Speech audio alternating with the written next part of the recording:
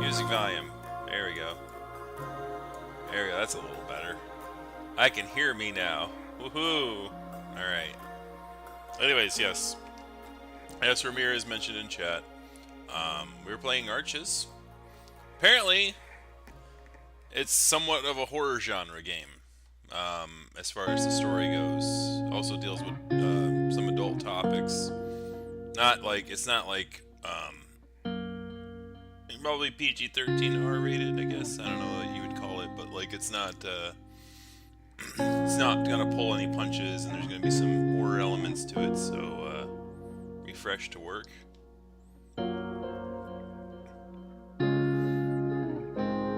Basically, a furry R-rated horror film. All right, cool. Yep. So we should be getting started here. Anyways, let's crack open a cold one. Let's get ready, because apparently I'm going to have to do a lot of voices on this stuff. Down by 20% still? Or is there a lag?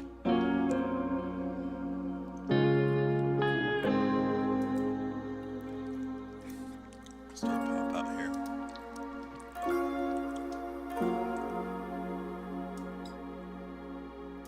Music's still too loud. No, not music options. There. 20% of 20%. No lag. Fine. I'll turn it down more. Okay. That good? I don't know. Is there a voice?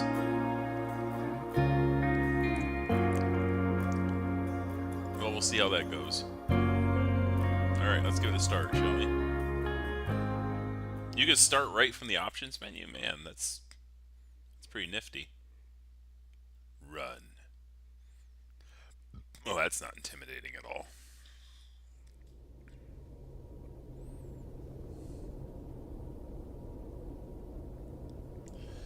Running was something he was always good at.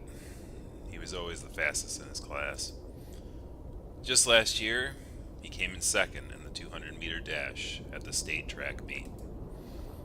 Just 8 months ago, a coach from the University of Pueblo approached him about joining the track and team field after graduation. Just last month, he realized he was the fastest freshman on the team. Just last week, he started to hang out with older men who could get him into Pueblo's gay bars. Just 3 days ago, one of these men spiked his drink. Just 2 days ago, he woke up in restraints, and just yesterday he was being tortured. Just 10 minutes ago, he escaped. But now, he was realizing it doesn't matter. Everywhere he looks, it's only burning desert. There's no one. His attempts to scream for help matter even less because his voice is broken. He could barely wheeze after what the man did to him. And now his empty, drowning sounds are being swallowed up by the desert. All the while, heavy steps scraping by through gravel behind him keep coming. The man isn't in a hurry at all. Yeah, I mean they just go right into it. It's like, well, you wanted a dark horror game. Here we go. Running was something he was always good at. But now, when it matters the most, he couldn't do it. The fastest freshman at D1 University is no faster than an old druggie. He definitely would have had been if he had eaten anything over the past 3 days. If his ribs weren't broken, if he could see straight. The man had given him something. He told him it was for the pain, but the pain is still there. Now he can't even stand. His balance is shot, and he keeps stumbling until he's just crawling on all fours. So now he realizes the man let him get away on purpose. It makes him realize something else. He's going to die. Tired from the drug, from the past 3 days of constant fear and torture, and from trying to run, he collapses. He lays there in the dirt, sobbing, even though tears don't come out. He'd run out of those after all the things that man did to him.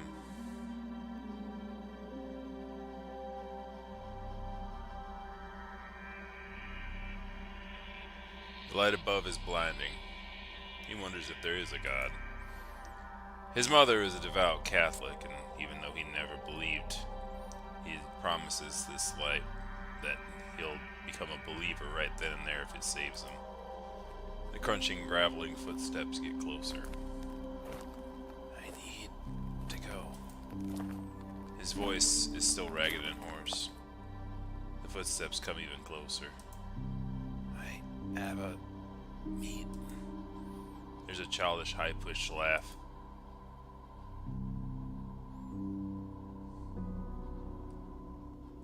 Think I must have hit you one too many times. All you do is talk about your fucking track bullshit now. The huge form moves closer. You know, that shit don't matter anymore, right? His chest arches with an overwhelming sadness and despair, and it's not just because he's about to die. It's because his mom won't know what happened to him. It's because the last text he saw from her said, "Love you, bug," with 10 hearts and kissing emojis. At the time, he just rolled his eyes and didn't respond. He thought he'd be able to get to it the next day, or the day after that. After he'd been kidnapped, the man took his phone and sat it on a counter. Sat there and buzzed over and over with messages, and his kidnapper only laughed when he asked to at least read them. Now tears flowed just as the man leans over him with something heavy in his paw. He hopes his mom was right about God. He hopes he can see her from the other side, just so he can respond somehow.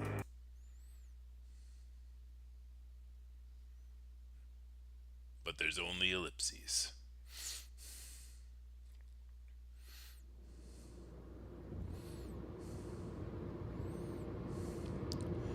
Cameron holds onto the seat tightly, the coyote's teeth rattling between every pothole they hit. His boyfriend, Devin, doesn't seem bothered at all. The bear's paw on the wheel, with an elbow hanging out the window. He had been singing loudly to the music playing through the car's Bluetooth speakers, and it wasn't until self-service was lost that Devin finally seemed to notice Cameron's unease.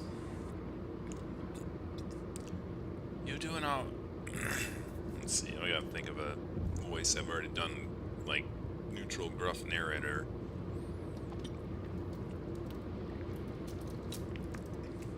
I'll think of one. I will note, I'm thinking of one. I will note that the horror genre, like, I've noticed this is a staple of the horror genre. It always seems to be, isolated areas in the middle of nowhere. It's very uncommon for urban, things to be in the horror genre. Kind of a thing. So, like, it's, obviously this is going to be one of those where, where no cell service, like, that exists anymore. Like, it really doesn't. Even though that it's still a trope that exists this very day. Cutting the phone cables used to be the other thing, right? Now we can't do that. So now what do? Oh, cell service is somehow blocked. Anyways, this is the bear. You alright, babe? I think you could go a little slower. What? Cameron raises his voice, yelling over the rattling interior. Go slower. Why? This is just the kind of terrain this baby was built for. Okay, bud. Cameron's voices bounce as they hit another deep grove in the destroyed road. I don't know what voices to give them yet. I haven't seen the characters. I need to see the characters. No cell service does exist. I know it does. It does exist. It's not as common as it used to be. We don't know what's around any of these bends. What if it just drops off and we go down a ravine or something? That's what the roll bars are for, honey. And I'm pretty sure I'm about to chip a tooth. Oh, come on. You gotta admit there's something nice about feeling the road. Cameron didn't respond and goes clutching in his seat. Devin does slow down a bit, though, more carefully maneuvering around around the most broken parts of the road. What happened to the road anyway? It's only been, what, 5 years? Flash floods, according to what I read online. Obviously, no one's around for upkeep, so this is what happens. Oh yeah, I forgot how the state works. Dry as hell until a wall of watery death comes down the road during monsoon season. The coyote tenses up as the bear makes another smooth but sudden turn. And it's even hotter than I remember. How are you, Coyote Cameron? This is your climate. You know better to say that. Just because I'm built for it doesn't mean I have to like it. Yeah, but you hate it in Fort Allen, too. It doesn't get ungodly hot there, though. I can at least deal with it. Well, the transfer to Bone City is looking good, so you won't have to deal with it much longer. Cameron shrugs. Mild weather would be nice, I guess. Devin grins. Nicer weather, nicer scenery, and nicer people. Everyone is a Mormon.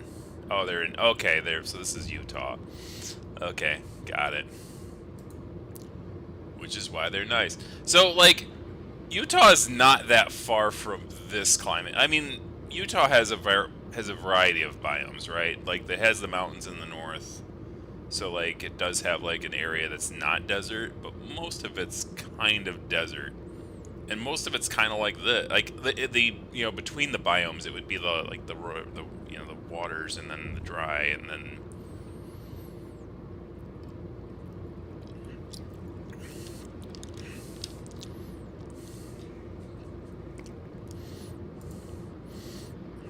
the ones living down here aren't. There's a big difference between fundamentalist and the Normal ones? The ones that baptize dead people and wear Jesus jammies under their clothes?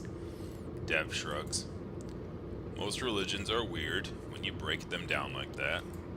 I'm just saying, whether it's magic garments or prairie dresses, they came from the same fucked up place. Devin doesn't say anything, and Cameron realizes how bitchy he's sounding right now. Sorry. I just worry about how they might look at us. It's harder to gauge people when they're all, like, fake nice. Yeah, that's true, but look. Dev nods his head towards Cameron's window, and the coyote follows his gaze. The rocky, uneven landscape has opened up to a wider expanse of blue. That's Lake Emma, which means Lake Echo is. The bear looks ahead, and the first thing that Cameron sees is a tall, rusty sign with letters on the top that he can't quite read from that distance. Below, it is a small, shabby building, and beyond it are a few smaller, even shabbier buildings. Cameron wasn't sure how he'd feel like when he first saw the town. If the coyote really is what Devin thinks he is, then right now he'd be feeling all the awful, evil things that supposedly happened here. Those small, run-down buildings should be exuding memories of their past, which would be projected into his mind. But Cameron feels nothing. Of course, he knew that this would be the case, but he'd never been to a place that was famously haunted. Not like Echo, anyway. So, he just worried a bit. Dev asked him in the past to go on his amateur paranormal investigations, all because the coyote could see things. He'd remind Dev the proper word was hallucinate. The things he saw were manifest by his own mind. There was no reason for him to give it fuel by going someplace supposedly haunted. Dev got the message pretty quick and stopped asking. My guess right now is that what we were reading as far as the prologue there was probably this place that got haunted, right? And that it's deep in the past probably, and that like that guy is some sort of like haunted story of like this is why this area is haunted. My guess though. They still talked about all those interests he had though, and point, Cameron realized that he was a lot more to Devon's interest than ghosts than just dumb fun. And even though he'd refused to entertain Devon's psychic bullshit, the bear still took care of him. He'd done so much for the coyote that Cameron was embarrassed to think about it sometimes. So, when Dev got his chance to go to the places he wanted to go the most, Cameron decided he had to go as well. He's doing it for Dev, to show his appreciation for everything that Dev has done for him. Still, Devon had been trying to make this seem like a vacation of sorts. Like Cameron wouldn't be doing any investigations at all. He would need to talk to the bear and let him know he was willing to do this for real, at least within reason. He also needed to tell him why he didn't like doing this, and that part might be hard. So, I will critique that part there a little bit. Kind of got a little exposition-y. Like, we could have had that happen in, like, dialogue and subtle things. Especially since this is a mature game, right? Anyway, let's continue. It doesn't look so bad for a ghost town, I mean. Look, it's gonna be deceiving. Hang on. Gotta pull over for a second. Why? Want to scout out the lake a bit before dark. And I also gotta take a massive leak. Cameron tries not to sigh, just wanting to get to the town so he can make sure that he doesn't feel anything. To make sure that there's nothing to be worried about. He isn't worried about ghosts, but rather his own brain and what it might do. The road becomes smoother and newer looking as they pull up to the lake. Are both 25 years old? Okay.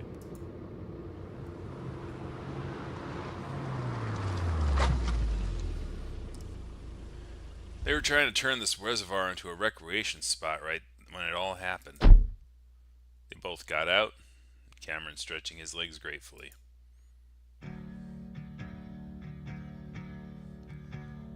That's too bad. It looks kind of nice. Yeah, this place had a long string of bad luck. Bad luck is one way to put. Hold on that thought, I'm gonna pee. Dev waddles away, clearly having held it in most and couldn't, till he almost couldn't anymore. Cameron shakes his head, remembering all the rest stops they passed on the interstate. You know that's awful though, like, cause I know what happens when you pee when you're like that. It hurts. It's like razor blades. It's like ow, ow, ow, ow, ow, ow. Don't do that. With a sigh, Cameron leans up against the Jeep, staring out across the lake. This really isn't bad at all so far. You just got there, dude. Sure, they weren't in town yet, but all the bad dreams he had, all the terrible feelings, they seem silly now. It's just small former town with a sad history. If his brain was going to manifest something out of this, that something would be sad. Cameron knows that his hallucinations aren't real. He's known that since he was a kid. After he first saw a monster in a raincoat in his trailer home. He also knows that ghosts aren't real either, but Devon believes, or at least he wants to believe. He wants it so badly, and he thinks Cameron can see them. Cameron knows that there's something extremely wrong, that what could be a disorder being used like... Whoa, hold on, let me start that again. I think I'm misreading it. Cameron knows that there's something extremely wrong, that what could be a disorder being used like this. No, that's written clunky. I don't know what they're conveying here. Something extremely wrong, that what could be a disorder being used like this. Does he mean that he feels that he has a disorder and it's being used incorrectly? I'm just gonna let it go. Devon is also aware of this. Painfully aware. To the point that Cameron was able to tell days in advance that he was going to ask him for taking him on this trip. And yeah, this is wrong, but the bear couldn't even think Cameron is mentally ill, or at least that's how it comes off to the coyote. Devon doesn't understand how it feels to struggle with the reality, to have these problems and never get a proper diagnosis. Cameron just knows that something is wrong, and always has been. That, and Cameron never really told him what it was like, so how could he understand? Again, kind of getting exposition-y. Like, I mean, this might... Ramir, you said this was a sequel to something, so maybe, like, they kind of assume that the person has played that first part and kind of has, like... kind of has seen what Cameron has going on, sort of. So that it doesn't seem like... So that you kind of have, like, a more of an emotional thing rather than being like, I'm being told something that sounds, like, interesting, and I wish I could kind of, like, see what he's dealing with before dealing with it. But we'll continue on anyway. Let's see. He's told him a little bit, but he's always been worried in the back of his mind that Dev would leave him if he told him everything.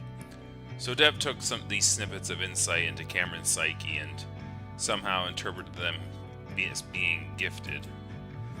He couldn't blame the bear. Sometimes the things he sees do seem to have deeper meaning, like there's more to it than just mental health. But isn't that just the nature of various mental disorders, not recognizing the illness for what it is? Said after a previous game, but standalone story, new characters. Okay. So Cameron's a new character. It had been over 5 years at this point, and Dev has seen Cameron at his worst, at his absolute craziest, and somehow he'd stuck around and believed the coyote was just a normal guy with some personal issues. Again, it'd be nice to see. Cameron hugs himself a little bit tighter, realizing that now is the time to really talk about it. And then after this, they can have a fresh start in Bonneville. Whew. I'm at least 3 pounds lighter after that. You know, while I don't mind taking a piss in the wilderness, I'm not doing anything more than that. Yeah, I was kind of hoping that there'd be a porta potty or two around here. But looks like we're going to have to dig some holes. Dev! Whoa. Just kidding, babe. We could drive to the restaurant. What's wrong? The coyote pauses, trying to get into the mindset of sure to be uncomfortable conversation is going to be required. Just give me a sec. Cameron sees the bear's demeanor change instantly. Okay, I'm giving you a sec. I'm sorry for teasing you and being all gross. I know this isn't really where you want to be right now, and I was just trying to lighten the mood. And you know, it's because I love you. And that is really loud waves. Do you have options? You can't really see the options menu from here. Jesus Christ, stop. I thought you weren't a believer, Cameron. Devin goes quiet and swallows the loud sound. It almost makes it almost comical. There's a pause, and though Cameron tries to keep a straight face, the tension just seems to break on its own. I would much rather hear you make poop jokes than act like that. It's so weird.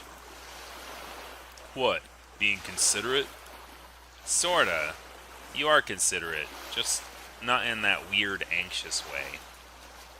Well, sue me for trying to be careful. I don't want to say something stupid and... Cameron cuts the bear off, not wanting to put this off any longer. Devin, just listen for a minute.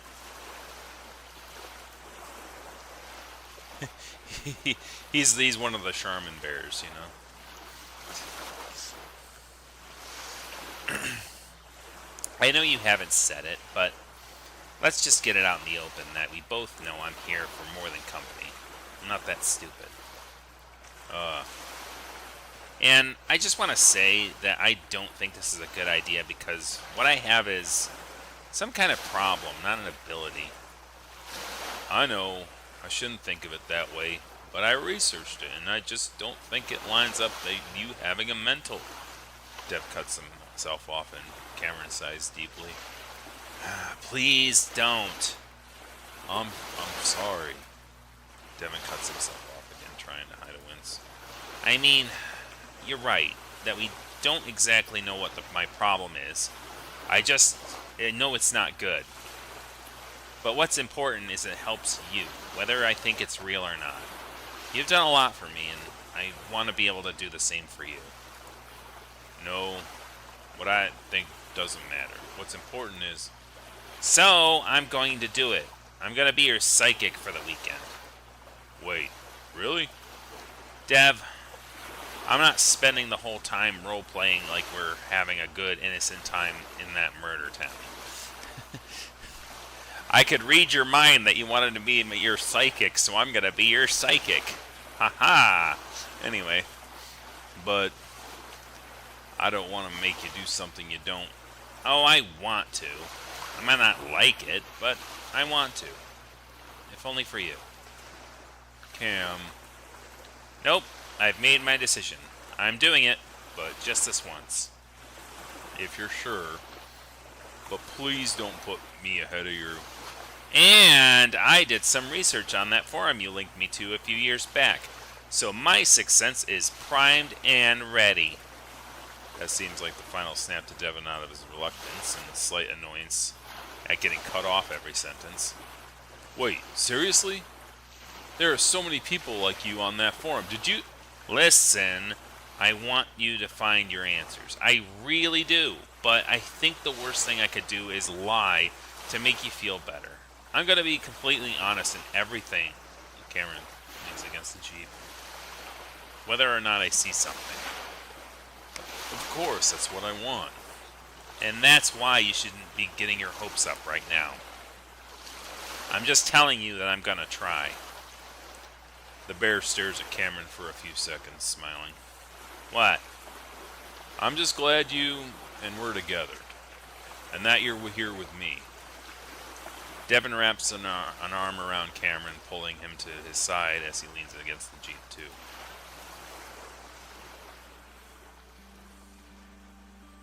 But seriously, if you ever feel like, I don't know, you're just not into it, just let me know.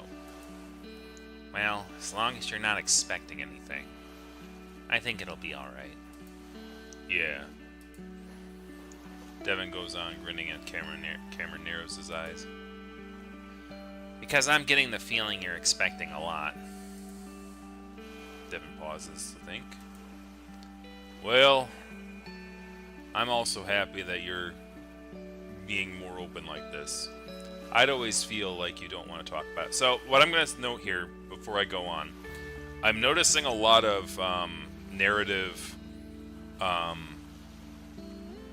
fluff that is unnecessary to read. And what I mean by that is, if you go back the past two sentences, it's just telling you expressions. So what I'm going to do is I'm not going to read the fluff text as a narrator. If it's like somebody expressing something or somebody like doing something, unless it's really important. If it's just like he sighed or he said or he leaned in or did something that's kind of being constrained by the art, I'm just going to skip it and just read the character dialogue, because I think it make it better and also save my voice. Just going forward here. Like this, for instance. I guess I just don't want to be told that what I see might mean something, you know? Yeah, I mean, it's like, I think the pause will be enough. Like, if, like, instead of saying Cameron thinks, right, it just read the text to myself, and then it'll give that dramatic pause that it's being looked for, kind of a thing. Yeah, that would get pretty old pretty fast, but since we're talking about it right now, does it not? Like, some of the things you mentioned don't make sense, like the raincoat creature. But what about your old friend who, you know, got shot in the head after I hallucinated that someone shot him in the head? Yeah, that one.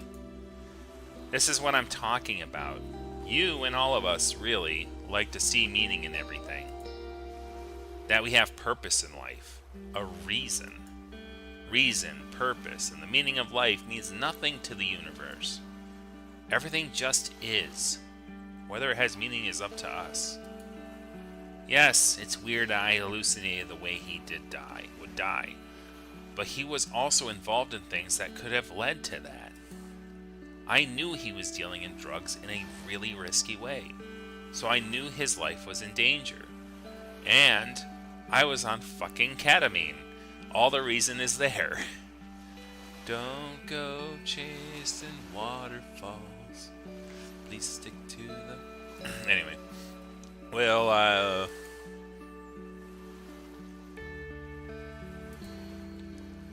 I get that. But there's a lot of other examples I could bring up. Maybe it's coincidence, but at some point, don't you have to wonder that it's maybe something else?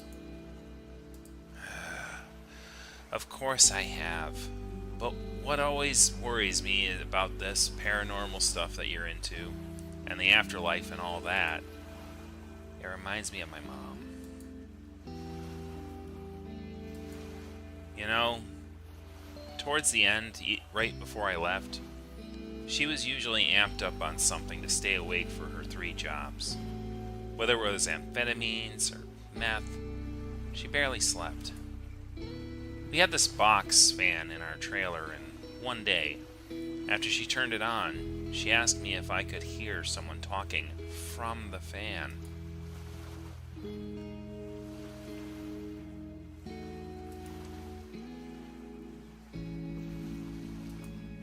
I said no, but she sat next to it and listened, and eventually had this epiphany that it was God. And she said that for weeks, and that's almost as she did when that's almost all she did when she was home, listening to the fan talk to her. I'm not sure what all it was saying to her. I don't even think I really understood what was going on. I just knew that sometimes stim addicts did that kind of stuff, especially when they don't sleep, you know? But then she started looking for specific shapes, arches and half circles. Roll credits. There's the arches. Woo! Meth will do that to someone, yeah. This voice told her that she could get into heaven if she passed under the right one. It's like Star Fox. Title drop. But the voice also told her that the devil would trick her with fake ones to make the real one harder to find. She pointed these out to me, how many there were, and yeah, they were there. But when you look at those patterns for anything as simple as the shape of an arch, Cameron traces a finger along the arch of the wheel and while he's leaning against it. You're gonna find them. Eventually, she told me everything was warped. I guess she was so fucked up that these shapes just popped out at her. Like her brain was highlighting them and she couldn't ignore them. On that last day, she told me that I even looked like an arch and that she thought I had been damned to hell. She looked completely done. She told me she'd be back to save me and then just walked out the trailer. A few hours later, she drowned trying to swim under a bridge, and everyone in the trailer park kind of saw it as just another delusional druggie getting themselves accidentally killed.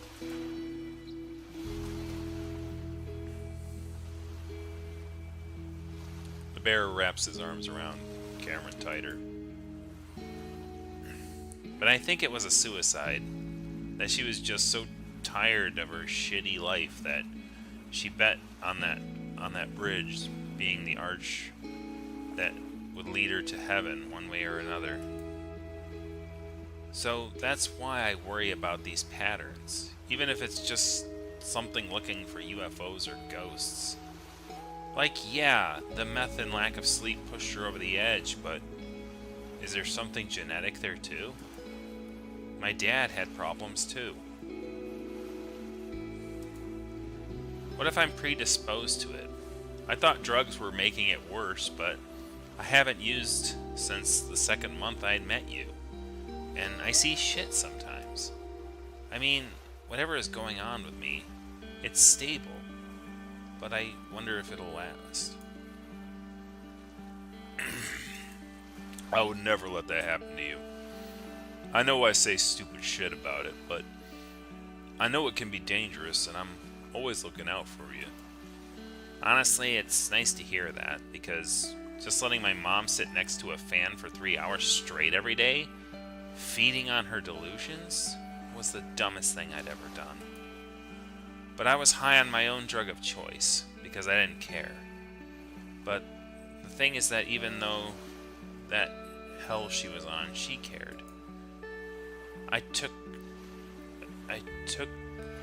too much a few times, and even when she was listening to her fan in her own world, sticking post-it notes to all the shapes she saw. She still noticed right away when my breathing wasn't right, and I woke her up to spray Narcan up my nose. It counteracts opioid overdoses. But the thing is, my mom didn't like opioids because they made her nauseous. So that means she got those nasal sprays just for me. Just in case, even when I thought she was too absorbed in her own world to care.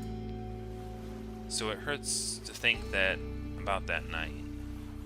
How I just let her walk out the trailer like that.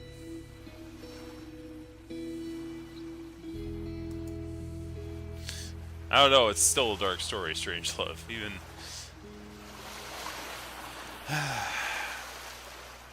He hadn't planned to talk about that last part, but it just came out. Sorry, I really wasn't planning to go into all that. Dude, do not be sorry. But it's part of why I am the way I am. I know my symptoms don't perfectly match up with what you researched on the internet, but they're close enough. And honestly, maybe you're right. Maybe there's more after we die, and somehow I can help you find it. But if things go south, and if things go wrong with me, just pull me back. Seeing the shape of an arch, remembering all the markers she had put on them, it's like a reminder of what happened to her and what could happen to me. Wordlessly, Devin pulls Cameron into a hug and the coyote presses his head against his chest. At that moment, Cameron realizes then why so many people loved their therapists. He'd always worried that Devin would get too weirded out by what happened when he was a teenager. That he would finally see all the skeletons in his closet.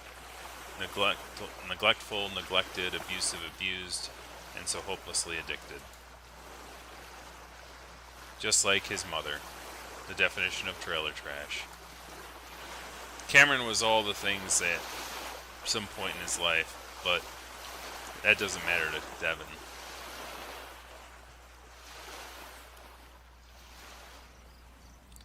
After a while, Devin lets go and they start getting back in the Jeep. The bear feeling slightly shaky. Cameron opening up just now had been truly harrowing. Devin had known bits and pieces of the coyote's history, but to hear it like that, how he'd overdosed and almost... Dev shudders. He's just glad the coyote is safe with him now, out of that hellhole. As he is about to get in on his side of the Jeep, he stares towards the town, just a mile or so away. While Cameron had told him that this had made him all feel all better, Devin was feeling more conflicted than ever. Everything that Cameron just told him practically screamed that this was a bad idea, that this wasn't good for him. Does it matter what he thinks of Cam's hallucinations? That him skimming of abnormal psychology literature about hallucinations led him to believe Cameron wasn't mentally ill? No. How could he take him to Echo after hearing that? How could he ever drag him into this helpless hunt for the truth ever again? Yet at the same time, Cameron's telling him what he wants to do this. Dev looks over the hood at Cameron, tapping his blunt claws against the soft top of the Jeep. Hey Cam, what do you say we keep going north, check out the desert? You know, see what Bonneville might be like. See what Mormons are really like. That could be fun. While he says this, there's a crushing feeling in his chest, dread that Cameron might say yes, but at the same time hoping he will. I mean, things with things going the way things are going, I don't even know if we'll be able to cross state lines in a few weeks. They're shutting everything down. Cameron stares back at him, shaking, murking. Oh no, this is something you wanted to do for years. I mean, fuck me for dropping dropping all of that on you right before we got there, but you know I'm a procrastinator. I don't want you to feel guilty, but just be aware. And I kind of want to face my fears in a way, you know? I'm ready for this. And before Devin can say anything else, Cameron gets in. It is early 2020 after all. Okay, so this is like during the pandemic. That just makes things even weirder.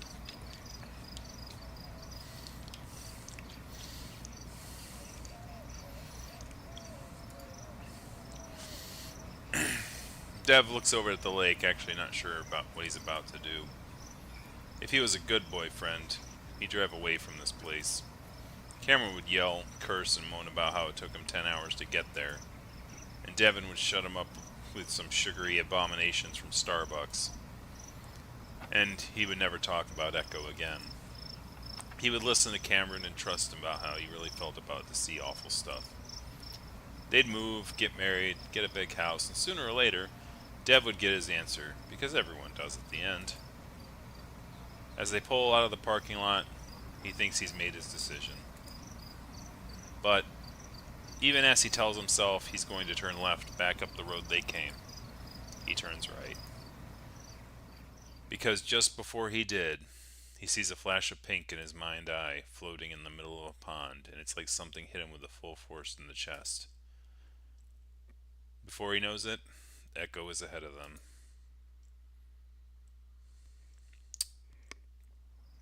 Now who's hallucinating? Devin frowns as they pull into the parking lot of the motel, staring at the graffiti-covered walls. The cartoonish caricatures have a way of cheapening this experience. Like, this is the only stupid haunted house attraction. So, this is home base, huh? Devin rubs the back of his head, feeling self-conscious after taking this place up for so long. It didn't look this bad in the pictures. People never have respect for stuff like this. I don't think it looks bad. I like street art like this. And it makes me feel less alone. Like, a lot of people have been here and we're just fine. We are just fine. They forgot an apostrophe there. Don't be pedantic. Actually, keep an eye out in case one of them is lurking around. All the graffiti artists I knew were really nice. It's not nice to do it in a place where a bunch of people got killed. Well, I think a lot of people would disapprove of what we're doing, and I know you're nice. So just lighten up a bit. Oh, jeez. Well, I think we all know what he did there. Devin raises a brow, not sure what to make of Cameron's high spirits. They just had one of the heaviest conversations of their relationship, and, well, maybe that is why. If Cameron was feeling more comfortable being honest and open with Dev, then that could only be a good thing in a bear's mind. After returning to a much harder ass slap that made Cameron yelp, the bear joins him in exploring the area. Considering the motel is supposed to be the most haunted building in Echo, Dev thought it would be a good idea to set up base there, specifically in room 12, but most of the numbers are missing, and most of the heavy metallic doors are locked, even though they're all dented from what looks like the result of literal battering rams. Well, they sure do seem to care about boarding the place up. They probably got tired of all the dumbasses crawling in and getting hurt. Yeah, but luckily I'm not a dumbass. Hey, what about me? Well, I don't think a music degree will help out in this situation, but you're still pretty smart. Oh shit, that's right.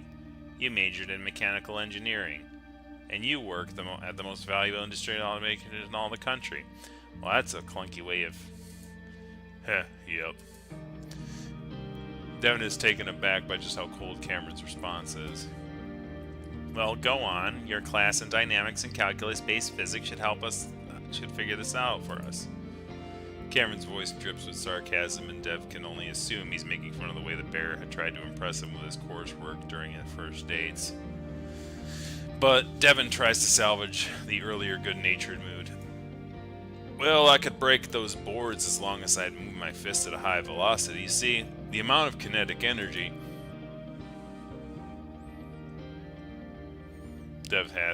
Dev's half-hearted tease trails off.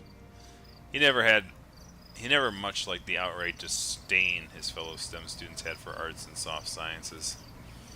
It's just that it would get Cameron riled up, and that was funny in college. Now Devin just feels like a dick. Besides, Cameron's ability to figure out and play music is basically magic to the bear. Devin's grasp of music is surface level, and he's slightly tone deaf to boot.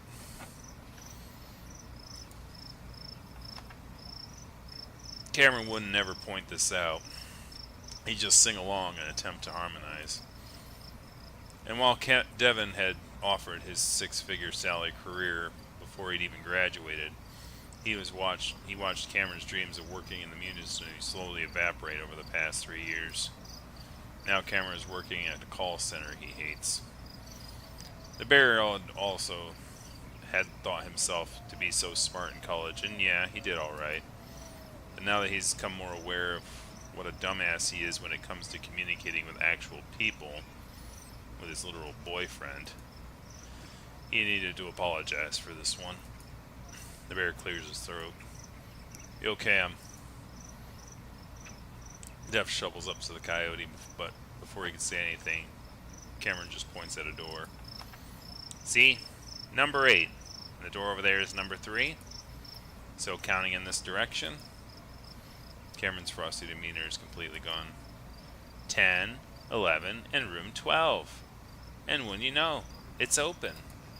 Oh, sweet. Thanks. I went to college. Haha. Now, I'll go in first to make sure everything's clear. Of what? Of what? I don't know. Squatters? Well, get ready to find a dead squatter, because how the hell would they survive? Actually, you just reminded me that there's a couple of creeps that live here. Like stubborn locals that won't leave. At least that's what a post said here from like 2 years back. What? I don't like the sound of that. Are they dangerous? From what I'd gathered, they're more of a get off my lawn variety of creeps. Those types can still be dangerous. If no one's ever been killed by them yet, then I think we're good. But like I said, I'll look out for you. I'll make them permanent residents of Echo, and by that I mean dead ones. Devin. What's wrong, babe? You told me no one lived here. You said that a bunch of times. Cameron, if it came up a few times on the forum, and posts I remember were really mundane. I honestly just forgot. Alright. Cameron, if there's anything you want to tell me, if there's, I'm still hoping you'll be open like you said. I know. Hey, it's all good, man. It's not like I'm expecting you to share everything on your mind right now, but I'm here to listen if you want to talk. It's just hard to explain. I guess the fact that there are people still living here does make things a little scarier. Does it have to do with the dreams you were having? Kind of, but they were weird. I don't think that they really meant anything. Yeah, I'm just overreacting. I just really don't want to have the deliverance experience on top of the ghosts, you know? I get you. And there's nothing to worry about with being vigilant. My friend from the Southland, and the one that town over, even more haunted than Echo. He says some horrific happenings between the backpacker and an outback redneck every year or so. How comforting. But while I was sort of joking earlier, if anyone tries anything, I will do what needs to be done to stop them.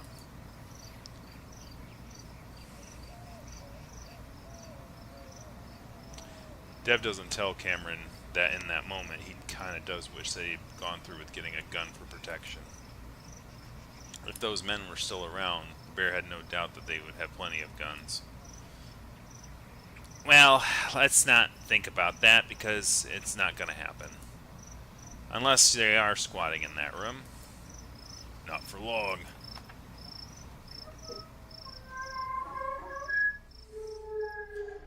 The bear's exaggerated bravado becomes genuinely cautious as he opens the door.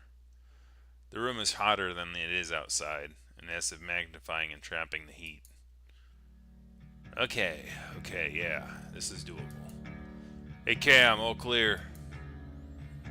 Ah, no murderous hillbillies in the... Oh, gross. What are you expecting? We need to straighten it out a bit, but there's even a mattress over there. Wait, we're not going to use it for sleeping or anything, are we? Why do you think I brought sheets? Oh, I am not sleeping in. Kidding. These are to give us cover from the disgusting places we might sit. I actually told you I have a room booked in Peyton. And we'd better use it, no matter how into this you get. Of course. But we might as well make this place as comfortable as we can anyway. Cameron is quiet and Dev turns to see him staring at a plethora of rusty nails on the ground, around a window and a mattress. Your tetanus shot is up to date, right? That's a great question. Yeah, great. Just don't puncture yourself on anything. I'll try to clean those up. I'll try to clean those up at least, and along with anything other sharp, rusty things on this floor.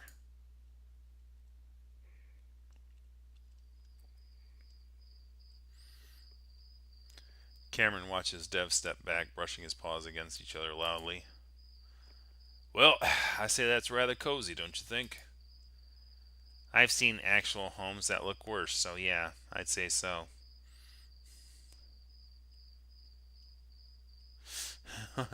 Horror flaw number 12. They never bring a gun. Jeez. This is just to make Airbnbs look great. Airbnb, 1 star. Having hallucinations. Cameron says the couch. Cameron eyes the couch and slowly sits on the edge, not quite trusting it despite the sheet. So, what do you know about paranormal investigation? You said you did research? Turns out, you just run around with a flashlight and call the ghost a bitch. Good one. Damn, sorry. Didn't know the reality ghost hunts were such a sore spot for you. They single-handedly ruined everything, the credibility of actual investigations. Well, they brought it more attention, right? Anyway, all I really know is what you do. EVP stuff, taking pictures, just sitting around and waiting, stuff like that. That's a start. Actually, I was thinking you'd deal with most of that stuff, so what I mainly researched had to do with those that are gifted. It's almost physically impossible for the coyote to use that word to describe people like him. Yeah, rusty nails would not be good with bare feet. No. Oh yeah, I wanted to say earlier how happy I was to look through that forum. It must be annoying just hearing me go on about what when I don't even experience it. No, you're fine, Dev. Actually, Cameron was preferring to hear it from Dev. Half of the people on the forums were clearly liars with a savior complex, and the other half were contacting these assholes to help communicate with the dead loved one. Cameron couldn't stomach it and just ended up looking at a blog that seemed to be more legit. So what'd you find out? The way the bear lit up when they were talking about investigating reminds Cameron of that he needed to at least try. Well, according to these psychics, it's pretty simple if you have the extra sense. First, approach the location with clear intentions. I'm here to see or hear something from the past. Second, keep an open mind, which is something I promised to do. And finally, if you can sense the presence of something hostile, always remember that it can hurt you. In these cases, they might not actually have even been a person. Ugh, I wouldn't worry about that demon shit. Even I had a hard time believing in that. Hey, there's something that we can agree on. Now, I'm going to go out on a limb here and assume that something terrible happened in this room. Why else look for a specific room, right? I don't want you to tell me what happened, but I also assume this is a bit of a test. Well, I don't want to call it a test. I'm going to be recording and looking for the thing that happened in this room too. Just thought you might want to see if you have any sense and compare it with what actually happened. I think that's a good idea. I'm just going to do some light touch sensing, I think they call it. So I won't see anything, but just sense that might have happened. But tell me if you feel things that aren't right, of course. I'll be fine. Alright, I'll get started. We won't go super late, just want to get a feel for things. Sure, I'll get started by opening my mind and making my intentions clear. Okay, babe. Love you. Devin leans and kisses Cameron on the head. Then Cameron watches as Dev turns off the lantern, plunging them into darkness. Do your research. I did my research. I looked on the internet, and then the AI told me. The axe was usual. Here's Johnny. Lugging around equipment while trying to be quiet about it quickly gets Devin sweating through his shirt. He didn't even have time. He hadn't really thought about the heat, even when Cameron was complaining about it, but his shirt had been plastered to his fur and he had to take it off. He's making the extra effort not to disturb the coyote because Cameron seems to be really trying. His eyes closed and ears up. Devin didn't need to ask him to take his phone so he could record audio.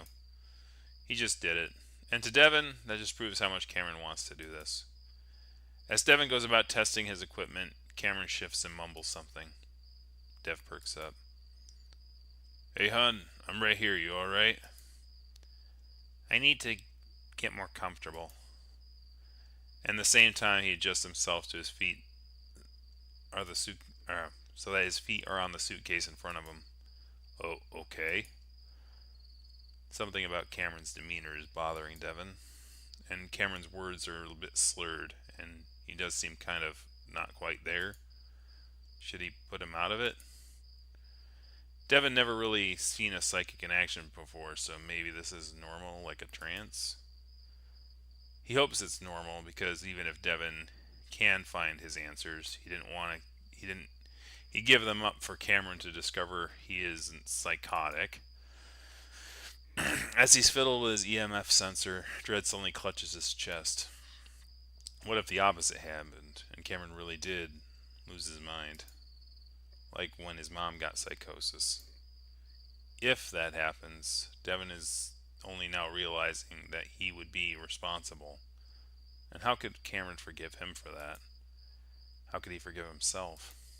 Shit. Dev hisses under his breath. What the fuck is he doing? Bringing his boyfriend to this room where that happened? He was usually alone or with friends when doing these investigations, and he wanted to see something always overpowered. He always wanted to see something always overpowered the fear. He just assumed Cam would be used to scary shit, especially after he described that flat-faced creature in a raincoat that he'd been seeing since he was a kid. He just assumed. Why is it only now that he's realizing what the consequences can be? Well, it's because the things Cameron had told him by the lake had changed a lot of things in the bear's mind. This isn't something a loving partner does to another partner. He's fucking using Cameron for his own selfish reasons. Devin knows that the coyote has some kind of ESP abilities, but that doesn't mean he didn't also have other issues that could fuck him up. That didn't mean that possibly seeing these awful things wouldn't cause him to develop more issues. All the wind taken out of his sails, Devin stares at the ground thinking.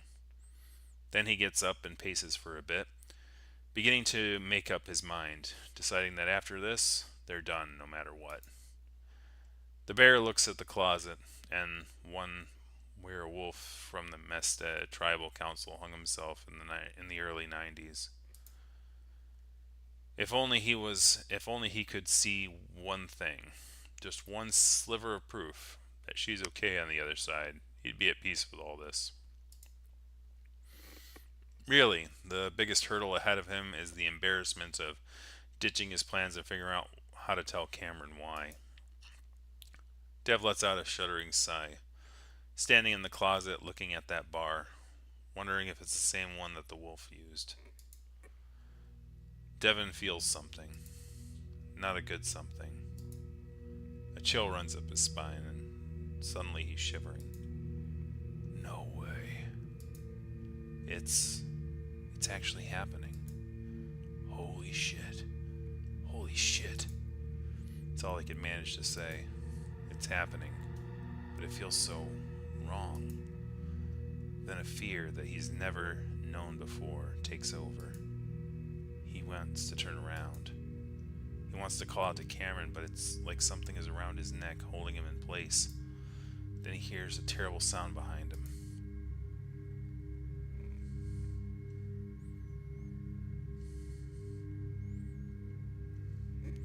Cameron knows something is happening for sure. It's scary, but at the same time, it's making him question what he'd always believed. Had Devin always been right about this stuff? Had he just misunderstood himself for so long? He could sense someone. Nothing like the monsters he'd seen in the past. Instead, this was a man, in a suit and a bolo tie. He was sad, he was angry, and he was terrified. Cameron knew this was often what psychics described when talking about sensing people from the past. You feel their most intense moment in their life. This man, this wolf, he's doing something terrible. And while Cameron is marveling over this, the wolf suddenly changes. At the same time, Cameron feels his focus return to him. This gives the coyote pause, because now this presence was trying to interact with him. Was this right? Cameron thinks it could be, but something doesn't feel right about it. And this isn't what he thinks it is. But he supposes that anything doing this for the first time would feel to be a bit strange. Maybe he was doing the light sensing wrong? The point is to listen to the past like a recording. This direct communication is scaring the coyote, but this could be his chance to answer Dev's question, and his own question for that matter. I'm sorry to bother you. What's after death? Where do we go? It feels stupid and clumsy, but it's all that comes to mind, so Cameron asks it over and over. There's a long, empty pause, and then something like a cackle. It almost sounds fake, like a Halloween toy, but it's dark, mean, and it's making fun of him. And all the feelings of wonder and hope for a breakthrough are deflated instantly. He needs Dev. He needs to open his eyes.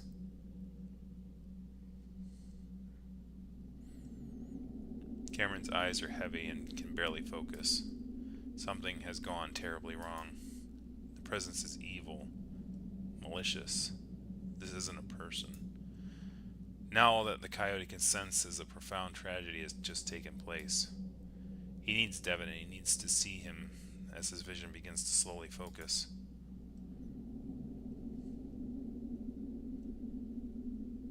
Uh-oh. At first, Cameron doesn't understand what he's seeing. How is Dev standing like that? Why isn't he moving? He realizes why over the next few seconds. The unnatural way Dev's light seems to pull on his neck says it all. Cameron starts screaming, but it's weak, muffled, and barely a wheeze from his throat, and he can't move. Paralysis. This isn't real. This is sleep paralysis, but something about this is so fucked, so real, and he couldn't have fallen asleep. He's mostly positive about that. But even if he had, his boyfriend could actually be hanging himself while the coyote sits there uselessly on the couch. Terror begins to engulf him. How could this happen? How could he do this? How? Cameron tries screaming again, but again, it's just a wheeze of breath. He stares at Devin's contact image instead of Devin dead in the closet. They took that picture in college 5 years ago and just a month into their relationship. At the time, it was a token of showed that his other gay friends to prove he had a boyfriend and that he was a handsome bear. And he'd never change it, even though he had no one to show it off to anymore. How the hell did they end up here? The phone picks up and switches to speaker automatically. Cameron knows deep down that this must be a dream, but Devin is still hanging in the closet. And he's overcome by the horror that this could just be a partial dream, and that the worst part of it is real. It makes Cameron fail to scream again.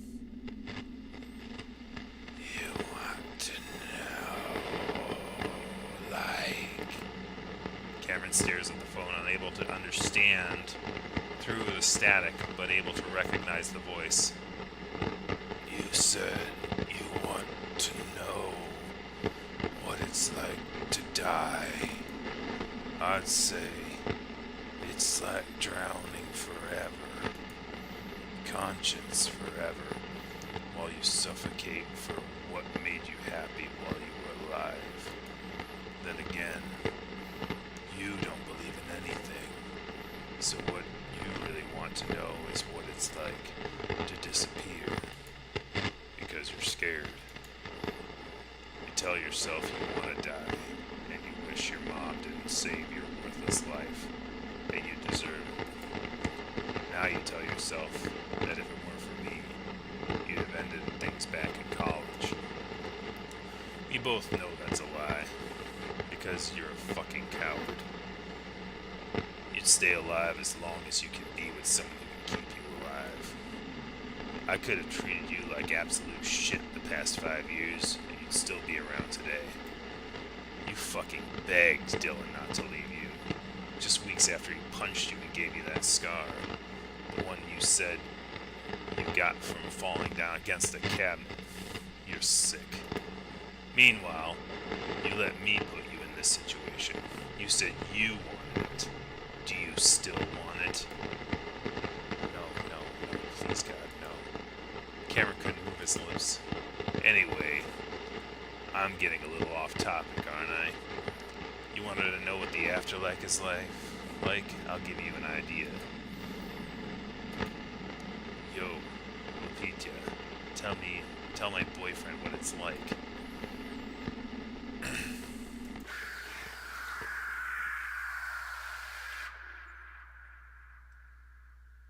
Cameron's fur bristles all over his body, and he fights this prison, and that he's in with everything he's is, and finally breaks free.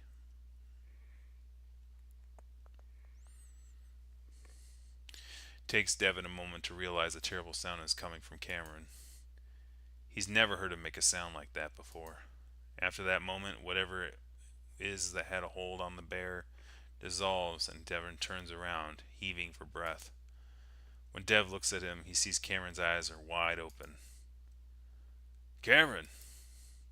Cameron makes that sound again. Though Devon has no idea what Cameron's seeing, he knows that it's something terrible. Devon feels himself start beginning to panic. Baby, please, what's happening? Cameron just stares back, and Devon finally snaps. Cameron!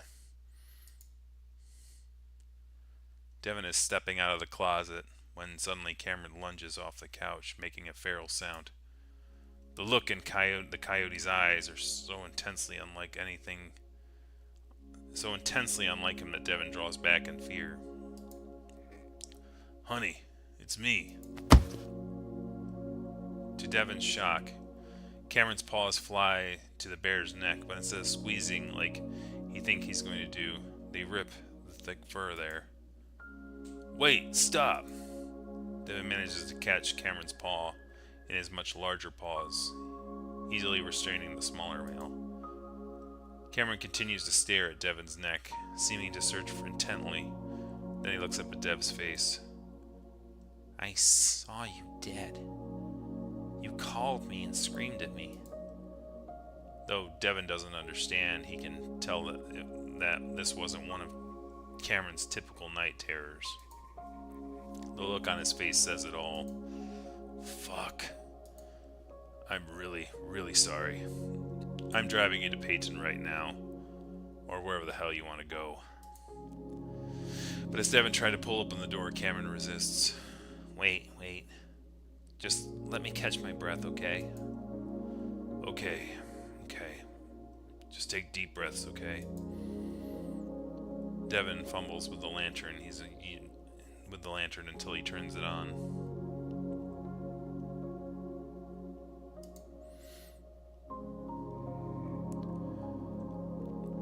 Then he stands next to Cameron for a few moments, listening to him sob. Can I at least hold you, please? Cameron leans forward towards him as an answer. While Dev strokes his head, Cameron starts rubbing his back like he knows that Dev has been terrified too. I'm fine. It was just really intense vision. I'm so sorry. I've never seen you like that before. You scared the absolute shit out of me. Did you think I was attacking you? Huh? You were going after my neck, sort of. Oh, no, I saw you hanging in a closet. Cameron's breath hitches into his chest. Like, from your neck. Oh, shit. Yeah, and it was so fucking real. They held each other in silence for a while. Devon mulling over what Cameron just told him. Devon no longer had any doubts that Cameron is a psychic, but right now that doesn't matter. We can't leave yet. He just wants the coyote to feel safe again. Devon? Yeah, honey? I think you're right. About what? Something happened. I don't know if it's ghosts or whatever the hell else that could have been, but that wasn't just me. I've never felt or seen things like that before. There's more to this than me being crazy. There has to be. We could talk about this more when we're in Peyton, okay? Dev, I promise to be honest with you, and I would never tell you something now, otherwise I probably never will. What is it? Lupita was in this vision, Dev. But please tell me when I say that I don't think it was really her, but... What? Cameron, please tell me. I'm really sorry, but I heard her, and it was awful, and I don't know, it was just a scream. It was horrible. The floor seems to fall out from under Devon, and he feels like he's falling into an abyss.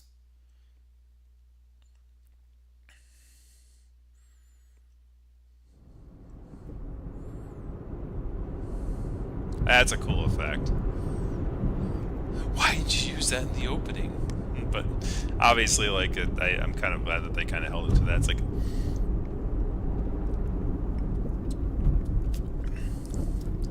because I think this moment deserves like that kind of effort for the car thing, whereas earlier in the beginning it's like you don't know the characters yet and all that.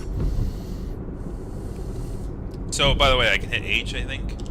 Yeah. So if I hit H, it gets rid of the text box, so you can see the art, which is something Ramir told me. Thankfully, thank you, Ramir, for the info.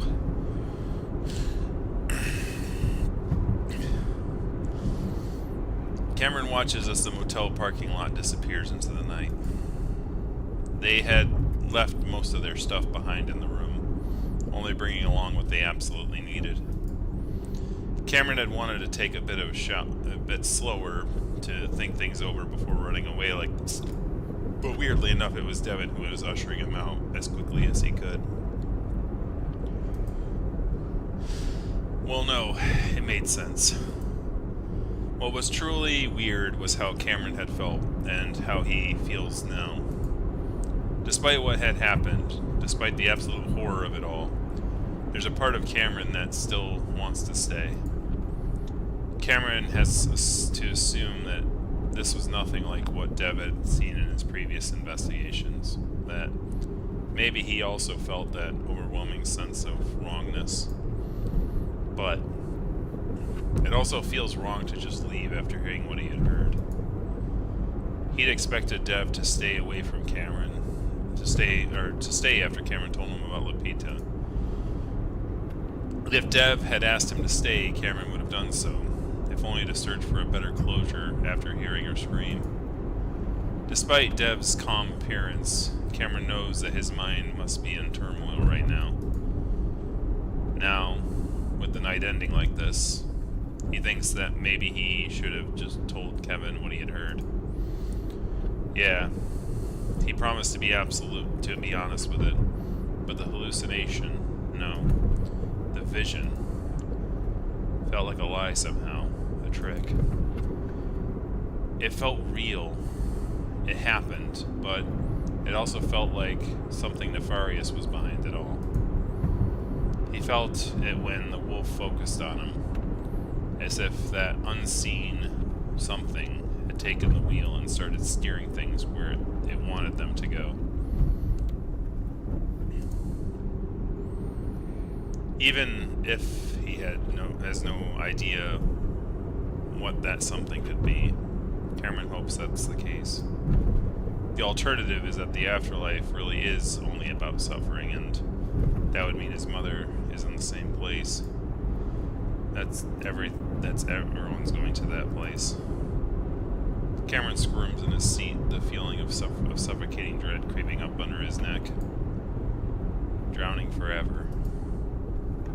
Cameron suddenly turns to look at his boyfriend, unable to deal with the awkward silence any longer. Devin. Yeah, honey.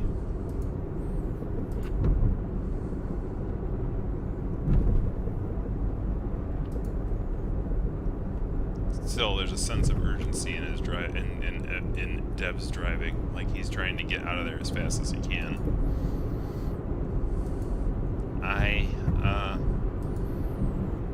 Let's not talk let's talk when I get on the freeway, okay? I just gotta focus right now. Cameron can't wait until then. Are we coming back? No, of course not. We're done. I'm an idiot for doing this in the first place, and again, I'm sorry. But there's a theme park in Peyton called Southwest Adventures. I thought about going there at the end of our investigation, but we could do that tomorrow instead. I think it could be fun.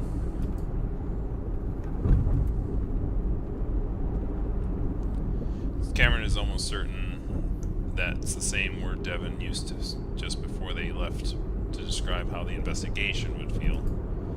Fun. I think we need to come back. We can't just leave things like that. That was just so fucked.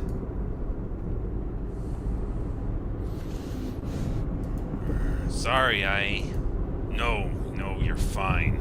I'm just having trouble seeing the goddamn road. Let's just leave it until I can see where I'm going, okay, hon?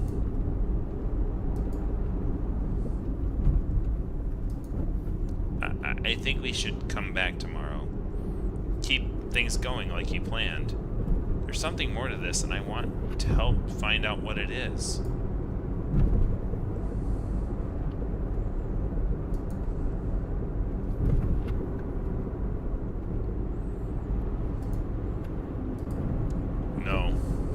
No, I don't think so.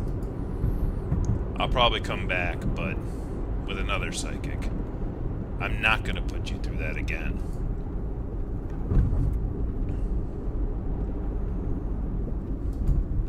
But I want to. Especially if you're just gonna come back. You think I'm just gonna sit at home knowing you're going back out to this hellhole? Listen, Cameron, I've been to a lot of haunted places, but there's something about this town that feels really off. Fucked, like you said, and I don't want you anywhere near it. You said to pull you back if things go south, and they went south. But I want to. Do you still want it? I know you need to find answers, but after feeling what I felt, I need answers too.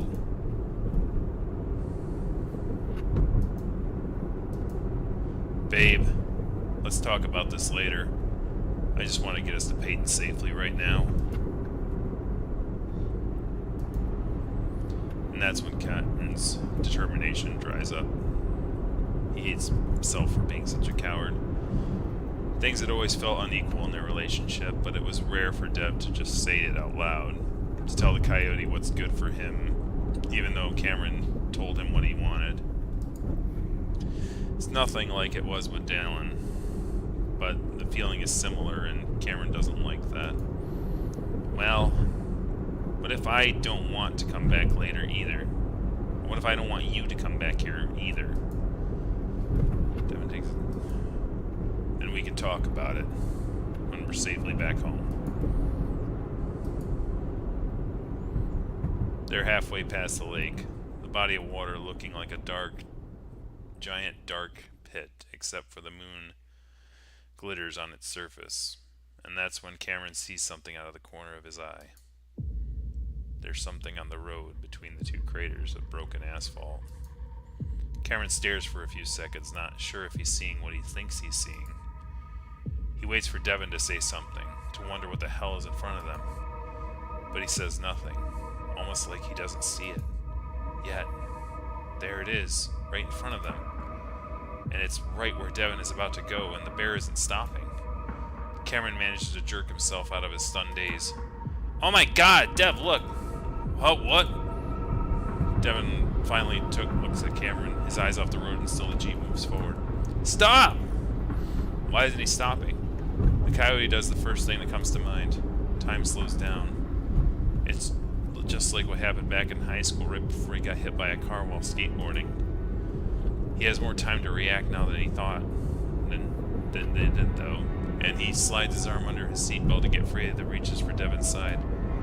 He grabs the wheel, and even though Devin is starting to brake, it's not fast enough, and they're less than 20 feet away from hitting it. The coyote doesn't even think, acting in pure instinct. Cameron turns the wheel to the right hard. Oof. Devin can't comprehend what Cameron's doing before they hit something, and the jolt is far worse than any pothole he'd hit on the road. First, he had been thrown to the left, slamming into his window before he bounces back towards Cameron.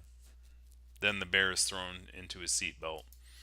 The back of his mind, he's aware Cameron is half out of his own seatbelt, having been thrown sideways over the console. Driven by whatever feels like pure reflex, Devin throws his arm across the coyote in an attempt to hold him back. Cameron's muzzle meets the bear's thick arm before the forearm smacks into the screen of the head unit.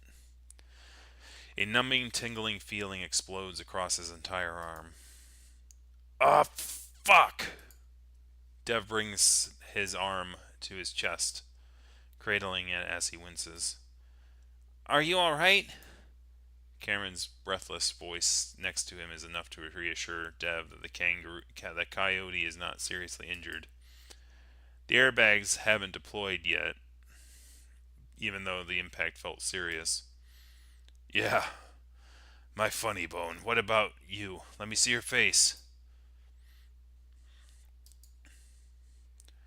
It's hard to see him when only the glow of the Jeep headlights, now dimmed from the swirling dust kicked up by the accident. But Cameron pulls away, opening his door to get out. Cameron, what? The coyote yelps as he seems to lose his footing against the ground immediately. Cam! Dev unbuckles his seatbelt and almost tries to climb out of Cameron's side of the Jeep. Then, realizing what he's doing, opens his own door to get out, almost falling over himself as his feet touch the uneven ground.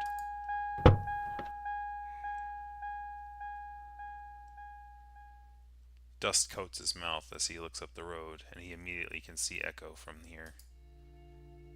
He knew this was going to happen, that something was going to prevent them from getting out.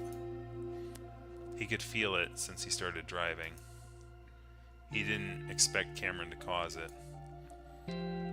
The Jeep is tilted forward, and the front wheels wedged into a deep trench, carved out by years of flooding along the edge of the road.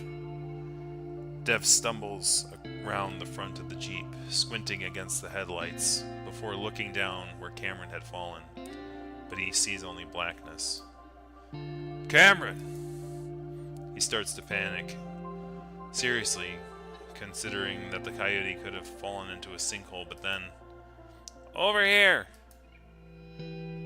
Dev looks back towards the road, the dust finally clearing, and sees Cameron is already there, standing in the middle of it, looking around confused like he's lost something.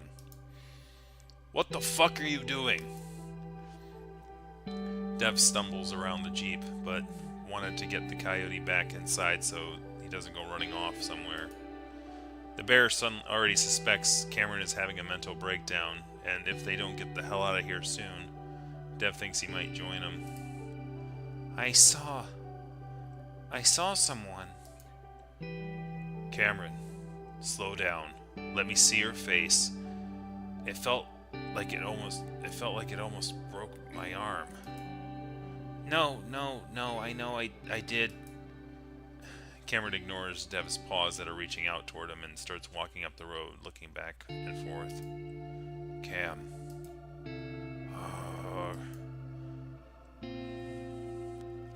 The stress of what just happened, along with Cam's barely acknowledging his presence, is too much.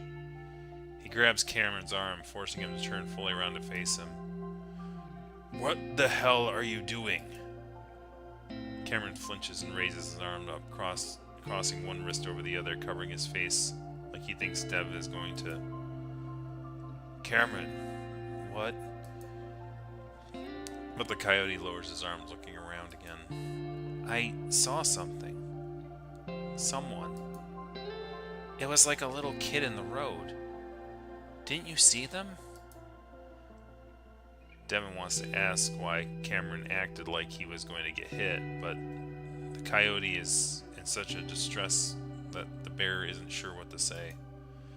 Then Cameron looks at the Jeep as if seeing what had happened for the first time. Shit.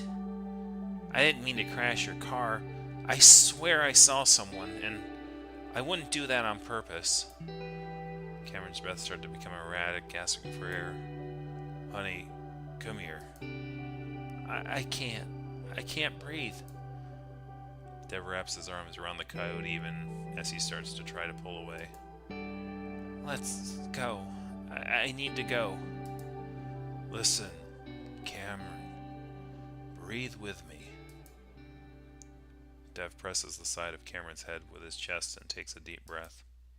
Remember, in and out, slowly. Devin keeps his voice upbeat, his expression cheerful. the complete opposite of what he's feeling right now.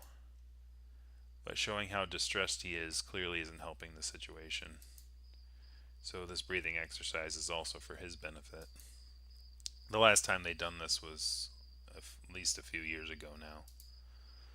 And just like last time, it seems to work. The coyote fighting is gasping for a minute before his breathing becomes more steadily, albeit a little shaky. They breathe in unison for a few minutes, the bear stroking Cameron's head like he had only half an hour ago in the motel room. Was it really only 2 hours ago that he'd been so giddy at the thought of a paranormal investigation with his psychic boyfriend? Finally, Cameron pulls gently away.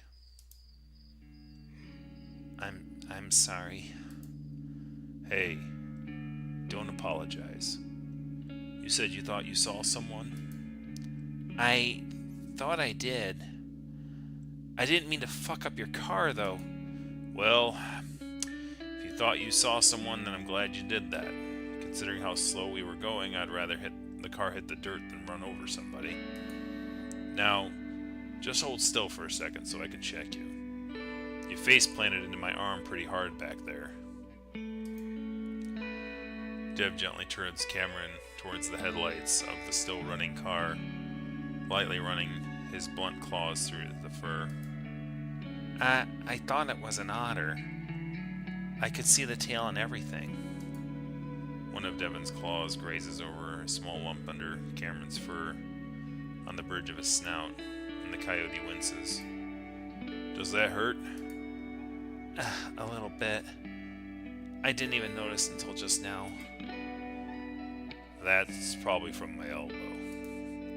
What about your arm? Are you sure it's alright? Cameron starts doing his own check. Dude, my arm is fine. Ah! The bear yelps as Cameron prods right in a spot that suddenly became very sore. Did that really hurt that much? Not really. It just surprised me. Really? Yep. See? I'm just absolutely peachy keen. I accidentally clicked too fast and didn't know what the words are saying coming out of my mouth before I finished it. So I'm just making up a line, baby. That's how we roll. Alright, everything's good. Yeah, I believe you. Just be careful with it.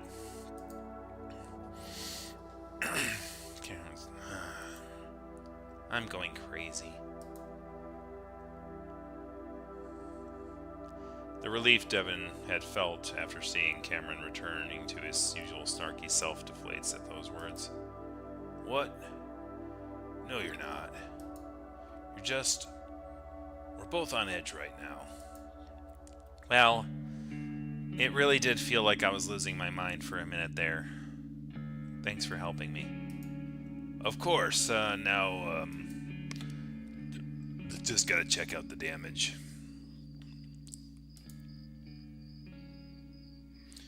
Yeah, the back of the wheels aren't even touching the ground. Well, I'll have a better look. Hang tight, babe. Alright. Devon starts to analyze the status of his Jeep, and he can tell right away that they weren't going anywhere. Both front wheels are almost buried in the sandy beach and the sandy trench below, and both of the back wheels are definitely off the ground. The undercarriage balanced on the road's edge. Still, Dev gets in, and after Cam telling Cam to stand clear, very gently tries to back out. The bear winces at the scraping sounds from metal undercarriage, realizing how desperate he is to get out of here, considering how hopelessly stupid this attempt was. After realizing he's only spinning his wheels deeper into the dirt, he stops.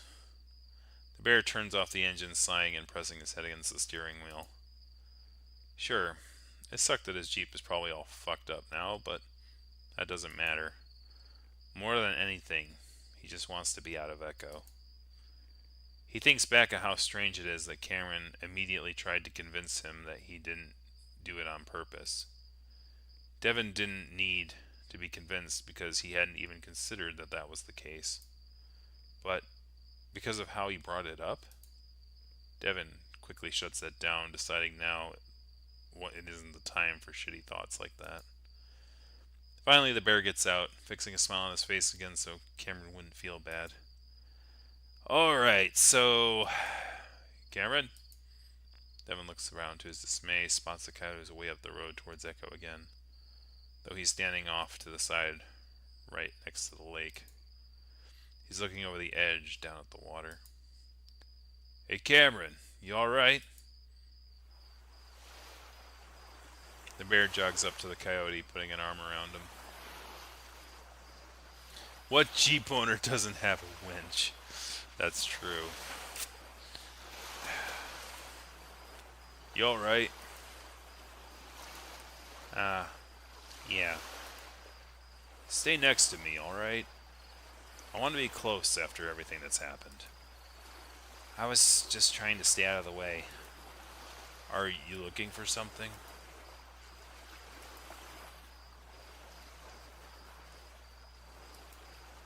Yeah, just thought that because otters are good swimmers that maybe...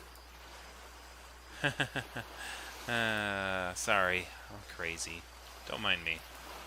Come on, don't do that.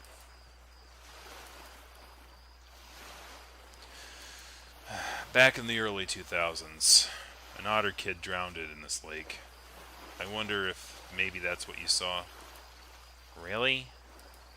Yeah, along with a few dozen people over the last 70 years.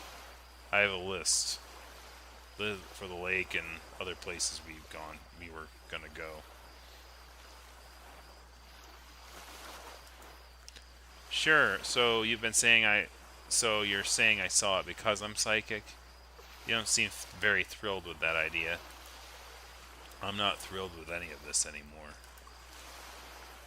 It only reminds Dev that Cameron can see anything, terrible things, and that could lead to more mental anguish for his boyfriend. Anyway, we are stuck pretty badly. What do we do? Don't worry, we've got options. We'd want to get to the highway, but it's a bit of a walk. I think about 7 or 8 miles. That might be a bit too much, but with it being dark and half-destroyed road, I think we should be able to get a bit of sleep and start walking to dawn. We'd have light, and if we keep up a good pace, we'll get to the highway before it gets too hot and be able to flag down help. So what'd you think? Remember a while back when I asked what we'd do if there was an emergency? You said there was still self-service in parts of the town. Did I? Yeah, Dev. You know what I'm talking about. It makes way more sense to try to find self-service right next to us and call for help rather than walk 8 miles. I don't think it makes much sense at all, Cameron.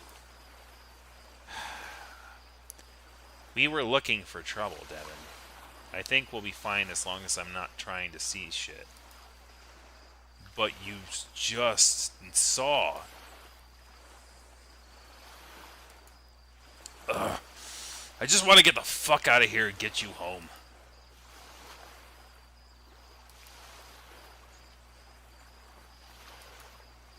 Yeah, psychic or not, I'm unstable. We both know that already. No. But I'm not walking miles through scorpion and rattlesnake infested desert when our solution is right there. Babe, please. I have a bad feeling. Sorry, who's the psychic here? Devin, I can do this, trust me. We're outside, where nothing's haunted, and we won't be looking for anything. So, I'm going. He says that, but it's like you just saw an otter from a freaking lake. Come on, man. No, he's got me. I'm analyzing from the freaking. I'm doing the backseat horror movie thing where it's like, come on. Yeah, it doesn't affect me if I'm outside. Yes, it just affected you when you were outside. What are you doing? Cameron! I'd prefer you came with me, though. God damn it. Devin hurries up to catch up with his boyfriend, sliding his paw into Cameron and gripping it tightly. Cameron has a look on his face like he's a bit pleased with himself, and Devin can't figure out why. It's like the coyote thinks he's winning some kind of game, and Devin has to grit his teeth so he doesn't start an argument all over again. You just crashed the Jeep. Just an hour ago, Cameron was sobbing after seeing and hearing terrible things, and now he's walking back in the same direction like it's nothing. Maybe the coyote is more resilient than the bear had always thought. And maybe the bear is starting to find out how not resilient he himself was. His stomach growls loudly, and then Cameron jokingly asks if he's hungry. Devin lies and says yes. In reality, it's from anxiety, something he isn't used to feeling all that often. The bear only finds comfort in gripping Cameron's paw even tighter and promising himself that he wouldn't let anything else bad happen to them.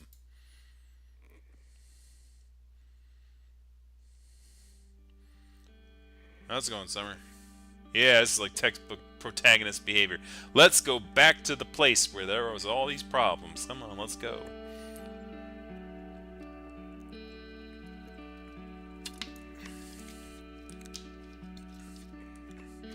Cameron presses up tightly against Devin's side, breathing in the comforting scent of his cologne. He could put on. At least he remembered to bring the cologne, and not the winch.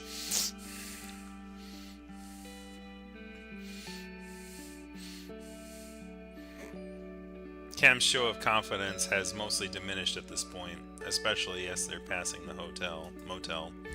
It's definitely not a hotel. The coyote has to remind himself why it is that he insisted on doing this when Dev had offered a perfectly reasonable, if slightly exhaustive, alternative. Being exhaustive is preferable to PTSD. But Cameron could sense the bear beginning to treat him in a way that he didn't like. Talking to him as if he was fragile, like the slightest touch could tip him over where he'd shattered on the asphalt. He wanted to prove that he can deal with this.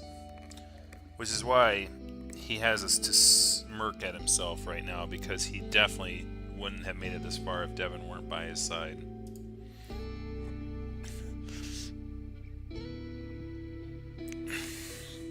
Right now, the bear has a steel grip on Cameron's paw, making it clear that he isn't letting go. Meanwhile, their free paws held their phones, checking every now and again for a signal. Anything yet? No. Wouldn't we get a signal at the same time anyway? Well, I assume I'll get it first. Oh, because mine's not an android? Yep. If only I had the brain of the engineer to figure out how to work one. Actually, I should turn mine off and let you search for a signal.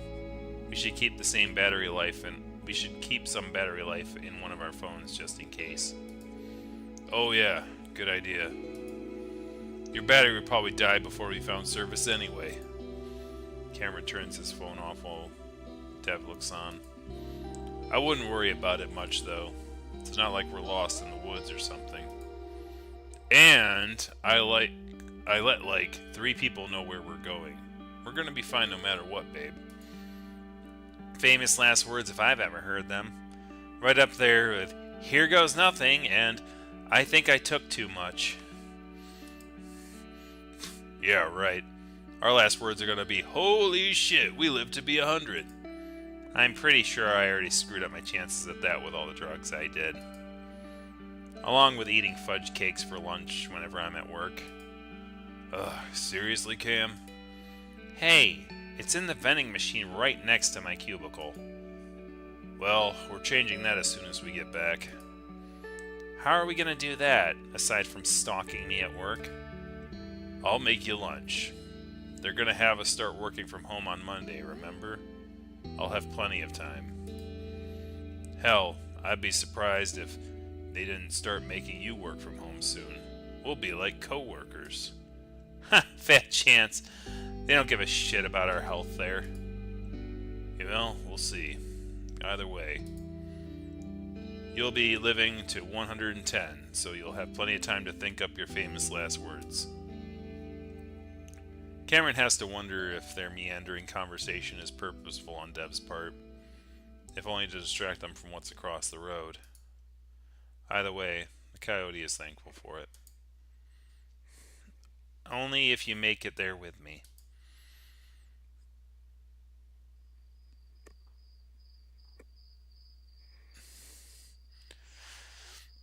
About 15 minutes later, Cameron starts to become a bit more agitated. They're on a dirt road at this point, and every now and then they walk past crumbling structures of what used to be houses and trailers. You, you think the cell service stopped working since you read about it? I don't know. They said it was pretty sporadic. Who said this exactly? The paranormal forum peeps. I hope they're trustworthy. They are, or at least they'd have no reason to lie. I think the paranormal gives people incentive to lie, especially if you're not gifted. Sure, but we're talking about cell service, not ghosts. Could also be a scheme to get those crazy locals to lure their victims into town. You're joking, but I know you're still worried about that, so I'll just point out that it's highly unlikely because that would leave too much of a paper trail. I'm not that worried, especially now that we made this far and nothing. Oh shit. What? Damn it. Just had a bar for a split second. The bear waves the phone over his head, spinning it in slow circle. What the hell, Dev? You scared me. Sorry, babe. I think it came from this direction. Dev indicates another large group of trees off to the side of the road that seems a bit of a miniature forest. Of course. Why does it have to be the creepiest thing in sight? You want to hang back while I check it out? No. Is that a question?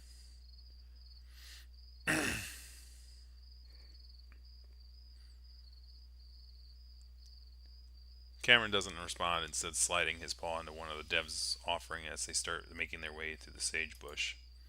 Oh god, imagine all the ticks we're picking up.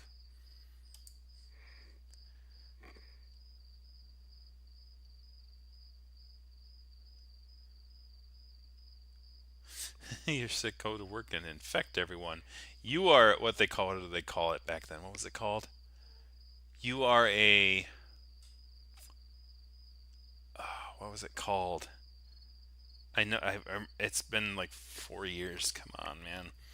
Um, a. It was like the necessary worker thing. The.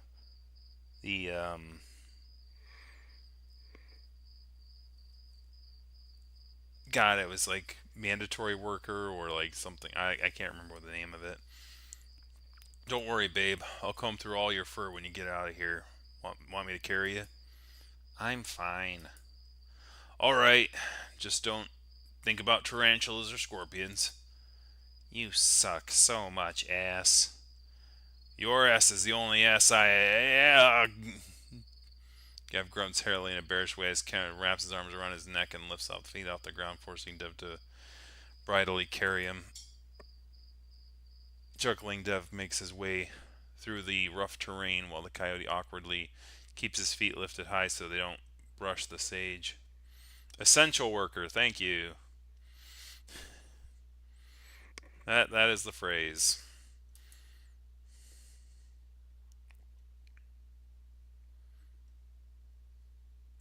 Dev finally lowers the coyote near the edge of the forest and they stand there looking into the blackness.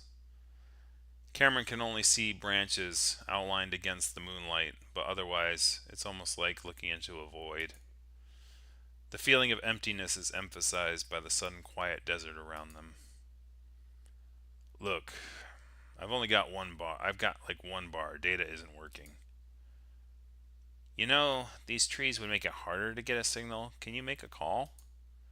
Well, I can't open my insurance app, so I don't know what the preferred towing companies are, and I'm just sort of realizing that most probably don't come out all the way to around since Flake Road doesn't technically exist anymore. Flake Road? Something like that. I'm not I'm sure it's not that. So we're not getting towed out, and you don't even know what the name of the road we crashed on. Are you saying we're stuck here? Like, really stuck? Well, my Jeep probably is, not us. The highway is still within walking distance, remember? I'm such an idiot. I can't believe I got us into this mess. Hey, I don't give a shit about my Jeep. Besides, I just got an idea. Dev taps on his. And you know who else doesn't give a shit about their Jeep? Stellantis, am I right? My sister's gonna kill me. Anyway.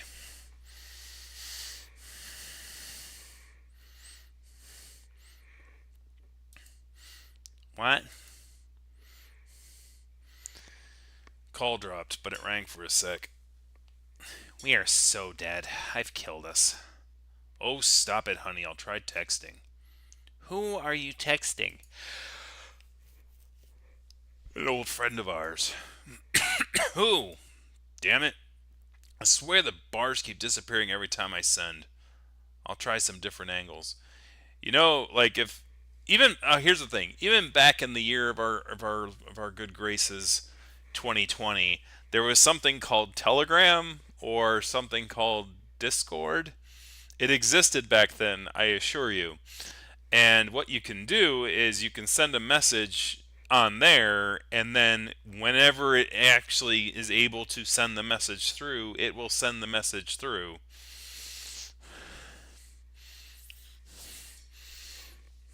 So you don't have to like go looking around going, "Oh, where's my bars?" Text, text, text, text, text. Come on, guys. Like basic technology usage. You're furries, damn it. Act like it.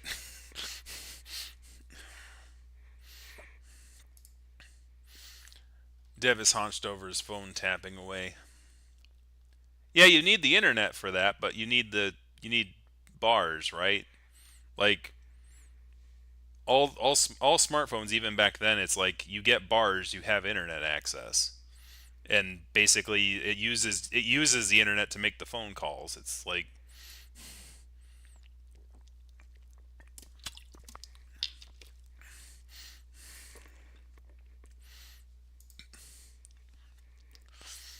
Cameron just sighs, letting Deb do whatever it is he's doing. Despite the bear's attempts to placate him, the coyote knows that they both know that this isn't his fault.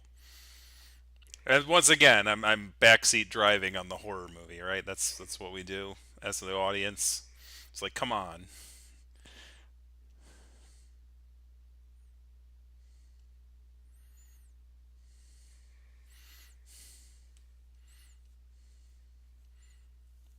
Lighting as in shadows of the trees on the characters. Oh, sprites for lighting. Oh, okay. So like they have uniquely colored sprites for the color. Yeah, that is actually a very good detail. So H here. So yeah, I like the tree leaves. Why don't you just tell me what a stupid idiotic piece of shit I am? Cameron doesn't want to admit it even in his mind, but one thing he liked about Dylan was that he didn't sugarcoat things for the coyote. He'd tell him if he was an idiot, either with his words or fists. The coyote turns his attention back to the forest, staring in the dark. Dev doesn't know anything about him and Dylan, and Cameron sure as hell isn't going to ever tell him. Especially especially that sometimes he was the one to swing first. He always lost, but the few hits he'd land always felt worth it. That would be a real treat for Dev. Not only is your boyfriend crazy, he's violent too. Does he even know you at all? A chill goes up Cameron's spine. That didn't feel like his own thoughts, even though it came from inside his head. Cameron moves closer to Devin, rubbing his arms. Oh, just send, damn it. Devin. Just a sec, hun. A few already went through. Just gotta confirm things with him. The void seems to be getting bigger, and even though he wants to look away, Cameron can't. He knows he's sensing it again, even though he isn't meaning to.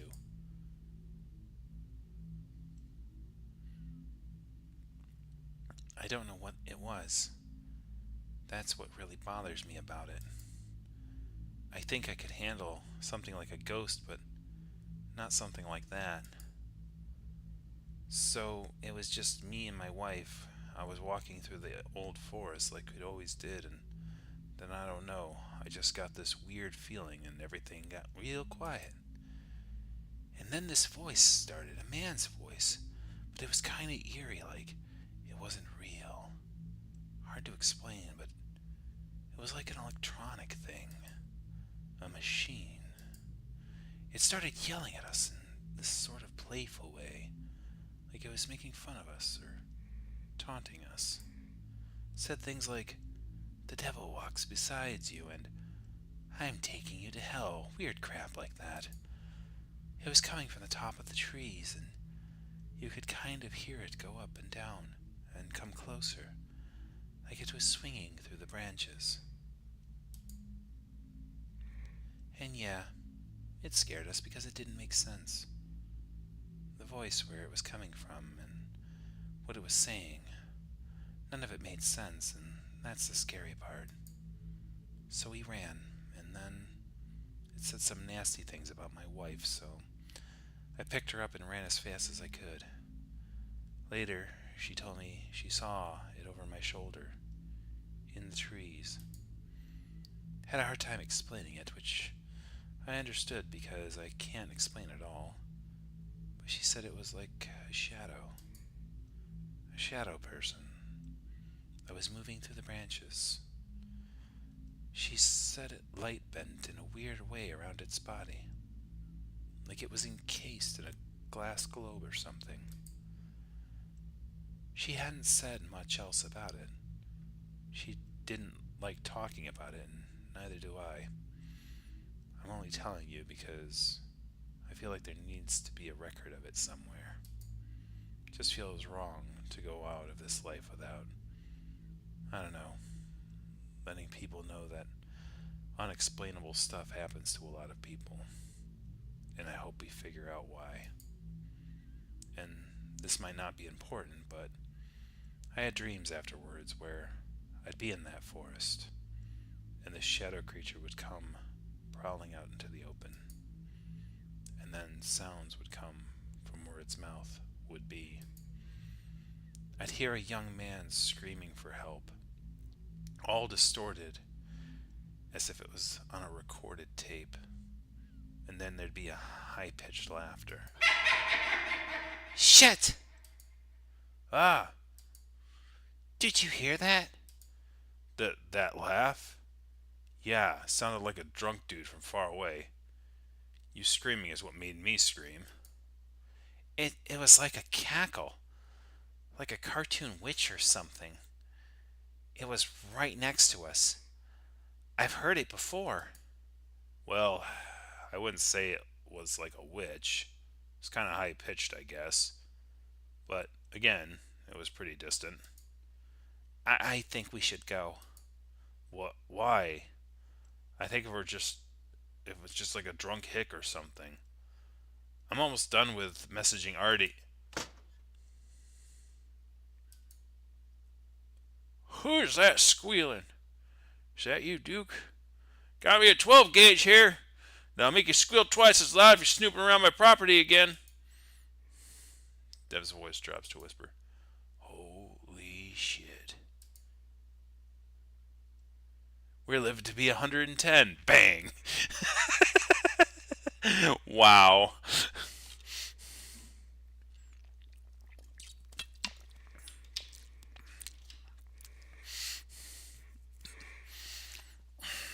Then before Cam can full Then before Cam could fully absorb exactly what was happening, Dev is pulling him along, running full tilt through the sage bush towards the road back towards Lake Emma.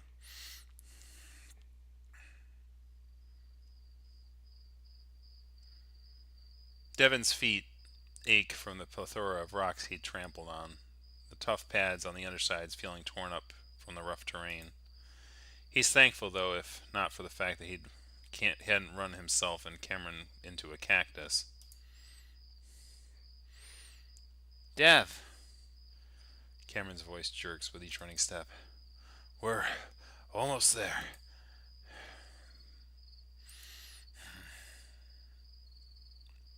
He hadn't run in earnest in a few days. Dev, we're out of the town. The bear slows down now that his stuck jeep is in sight, and he finally lets go of Cameron's paw before doubling over to rest on his paws and knees, wheezing. Oh, fuck. Give me a minute. Jesus, are you okay? Sounds like you're dying. Dev! My fucking thigh is scraped like a motherfucker. Holy shit. Dev's large rear hits the ground with a thump and reaches down to massage the back of his thigh.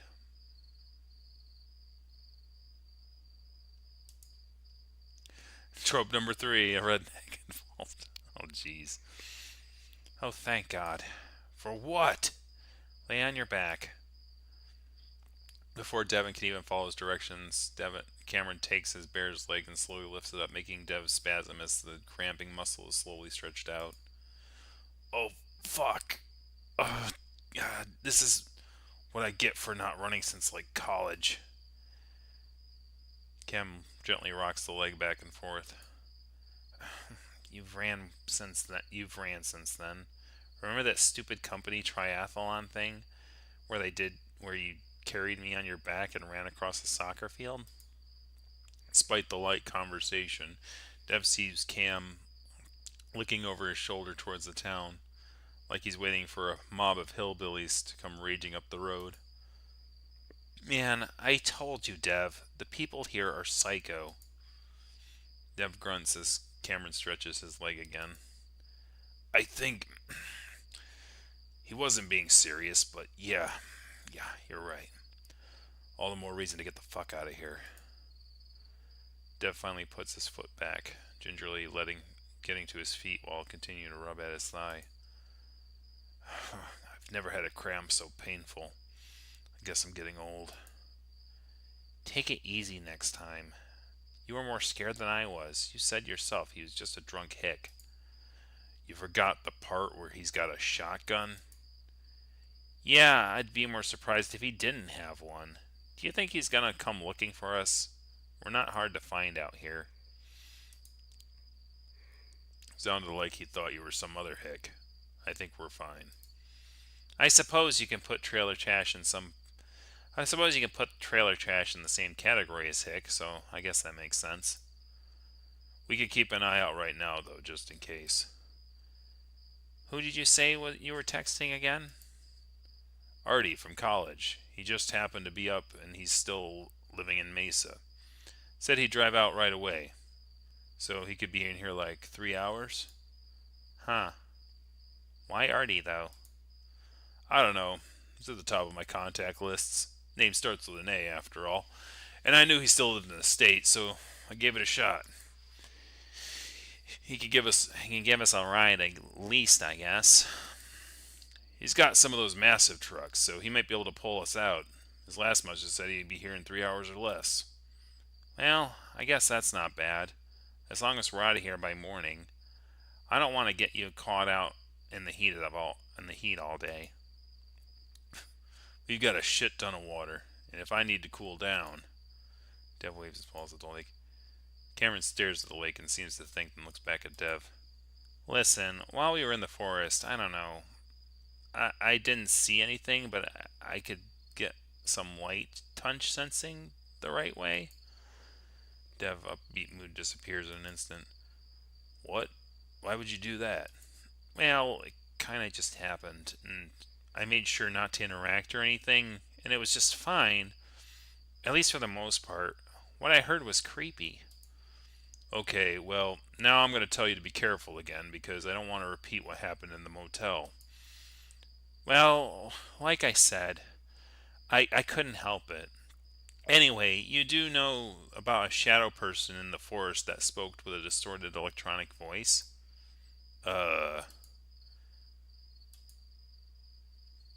He knows Cameron is trying to take the focus off the fact that he's still messing around with supernatural in a dangerous and supernatural place. But he also knows exactly what Cameron is referring to.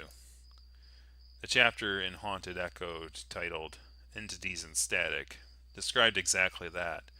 And in the thick of trying to figure out whom to call, he didn't realize that was the forest. Dev's surprise much most mu- Dev's surprise must be pretty obvious as Cameron grins. No way. Am I right? Cameron's sudden joyous reaction surprises the bear. Well, yeah. Yeah, you're right. Can you believe this? Sorry, I know why. I don't know why I'm so happy. It's just there's a fucking reason for me being the way I am. I can't deny it anymore. It's just hard to explain, but that kind of thing changes my entire life. I just. Kim's bottom lip trembles with emotion, and Dev shakes off his feelings of unease, trying to draw him in for a hug. Come here. I know what you mean, babe. Well, I don't personally know, but I've wanted you to feel this way for a long time, and I'm really happy for you. I feel like I can do something. I don't know, maybe even help people with this? Cameron's voice is muffled against Dev's chest. Oh, sure, of course. Let's find a better place than here, okay? Des nuzzles Cameron reassuringly, but the coyote doesn't answer. And even though that bothers the bear, he doesn't press the issue. Just wanting Cameron to feel happy for now.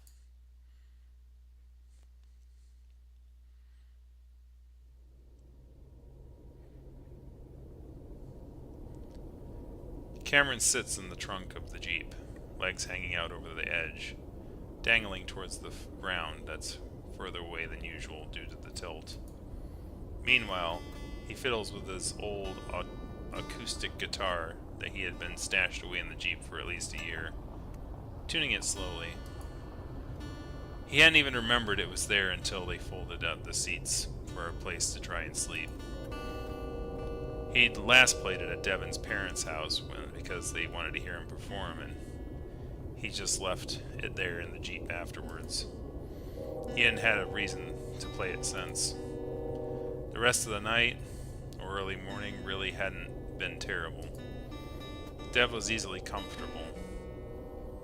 The hard surface, not all different from his side of the mattress, which was rock hard compared to Cameron's much squishier form. He had tossed and turned until Dev finally pulled him in to lay on his head on the bear's stomach, a soft warm surface enough to lull Cameron into a dozing state of consciousness, while Dev snored loudly. He'd gotten used to the snoring after all these years, and now found it comforting rather than anything. It was a good night, considering the circumstances.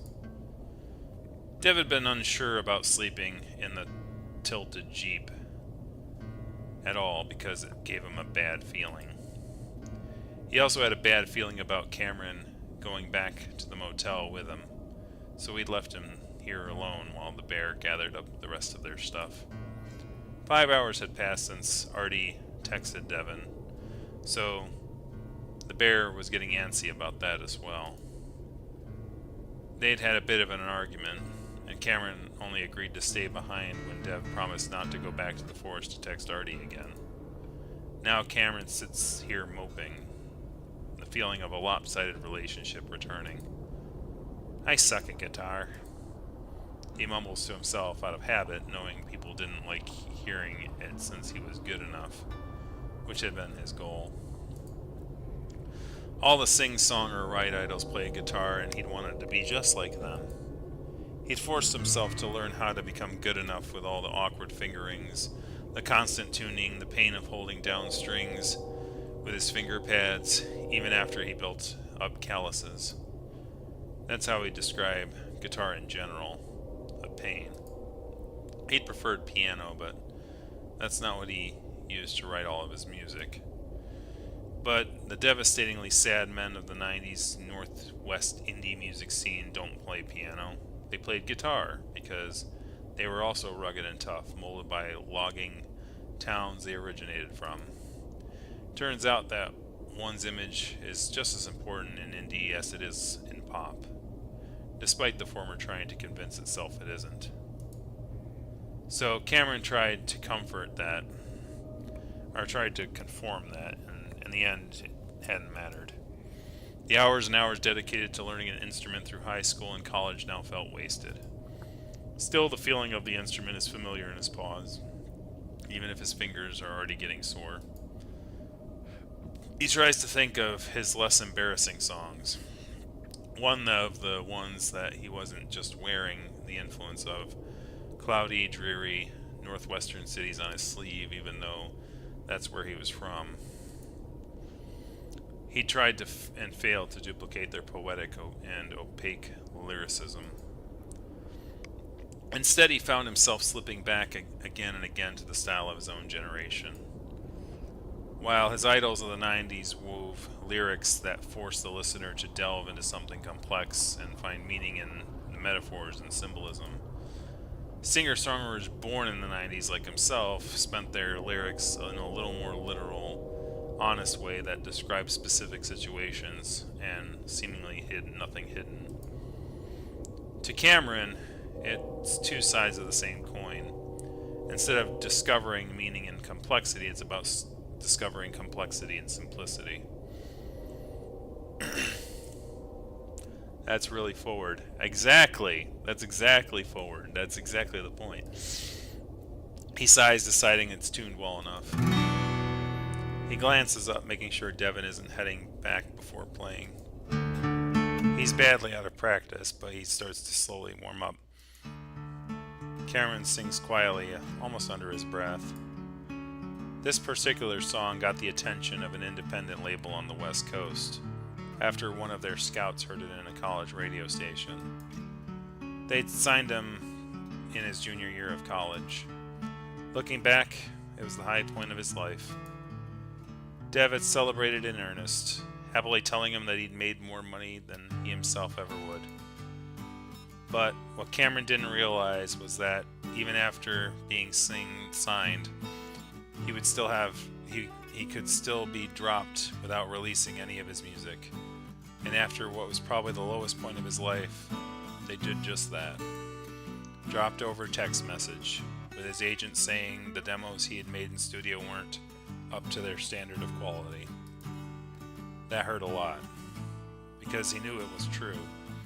He'd been nervous the entire time, and his output wasn't even close to what he was capable of. Though he tried to find comfort with himself with the idea that most musicians go it alone these days. His own postings on the internet barely got a few dozen listens. Then he finally realized that he was in it for the wrong reason. His peers just liked playing music, throwing stuff out into the ether and whether or not anyone heard it. Cameron needed an audience to stay motivated to be famous, so, in a way, I fucking deserved it. At least Devin never brought it up. Cameron stops playing, having seen brownish fur out of the corner of his eye. He thinks it's Devin and immediately feels his face flush, freezing and just sitting there. This is why he didn't play or sing in a serious way these days. Now it just feels like showing off a skill that he was never really skilled at in the first place. But after a while, he doesn't hear anything. No voice, no footsteps. And biting through his embarrassment, Cam looks up the road, where he'd been certain that his boyfriend had been watching him.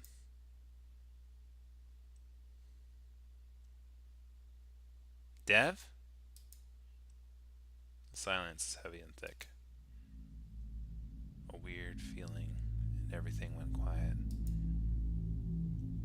Cameron stares up the empty road, the feeling of unease growing until he finally shoves his guitar to the side and pulls out his phone, tapping on a mindless gaming app to distract himself. Nope, not doing this again. Not right now. And even though the road remains empty, and even though the sun shines brightly above, illuminating everything around him, the feeling of what is becoming a very familiar dread continues to grow.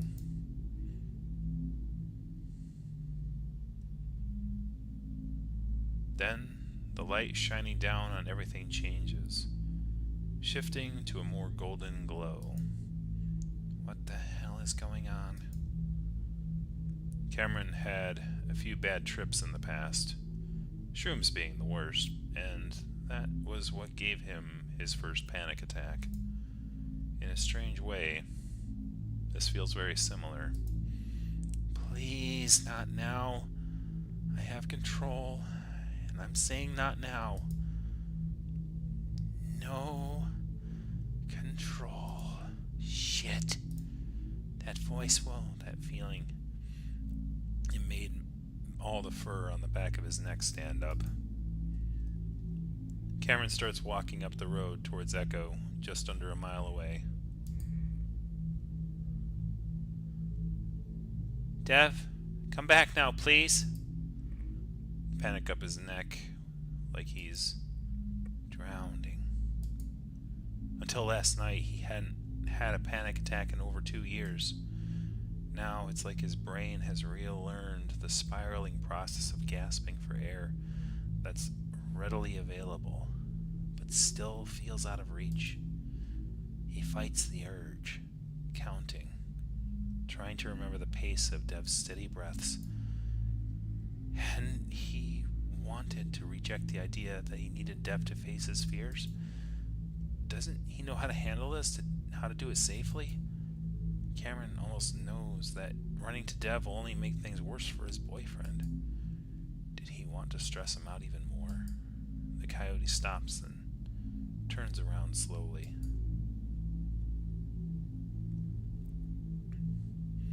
Just like that, the feelings of panic and stress slowly fade to be replaced by a feeling of purpose. Something solid. Something resolute in its existence. Something that's already happened.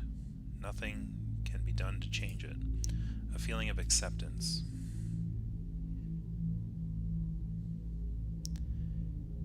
Cameron's walk slows to a more measured pace, mirroring someone just outside of his view.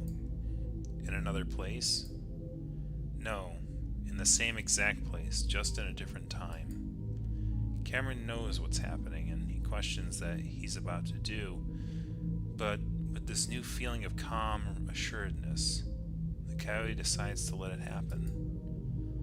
Dev didn't want him doing this because he's had a change of heart. But so has Cameron, and it was his choice to make. So he lets it happen. And he senses this person. A girl. A feline. Walking just like him. Years and years ago. She tries to keep her sobs quiet. Walking along the road by the lake. She's been looking forward to this for 2 months.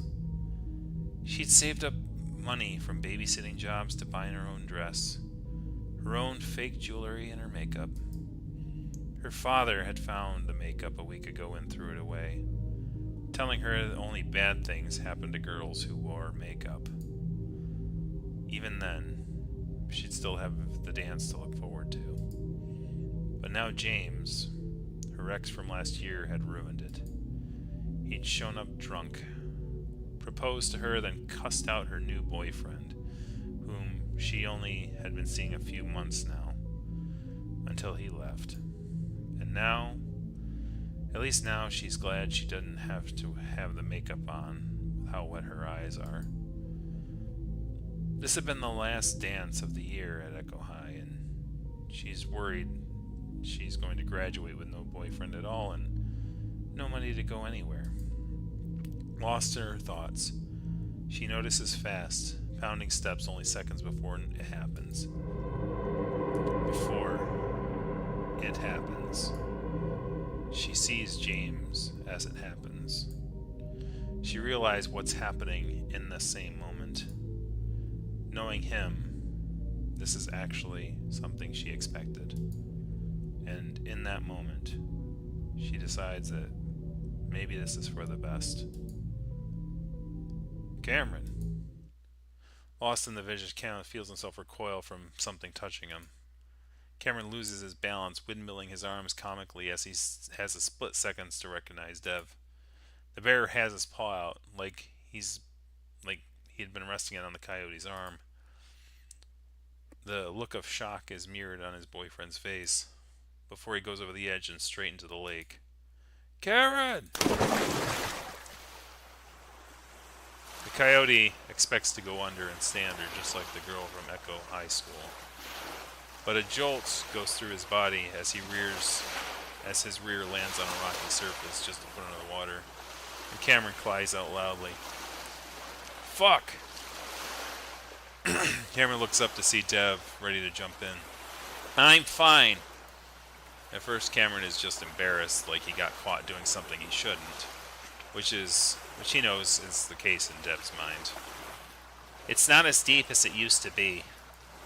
What? As he climbs out with Dev's help, that embarrassment changes to anger. The coyote grunts and snarls quietly as he automatically starts stripping off his clothes, his plaid shirt and jeans sticking to his soggy fur. Dev hovers over him, trying to help, but mostly getting in the way. Dev, you have a list of people who died here, right? What? What are you talking about? You just fell into the lake. Stop talking about this shitty town and let me make sure you're... Oh, that's really rich coming from you.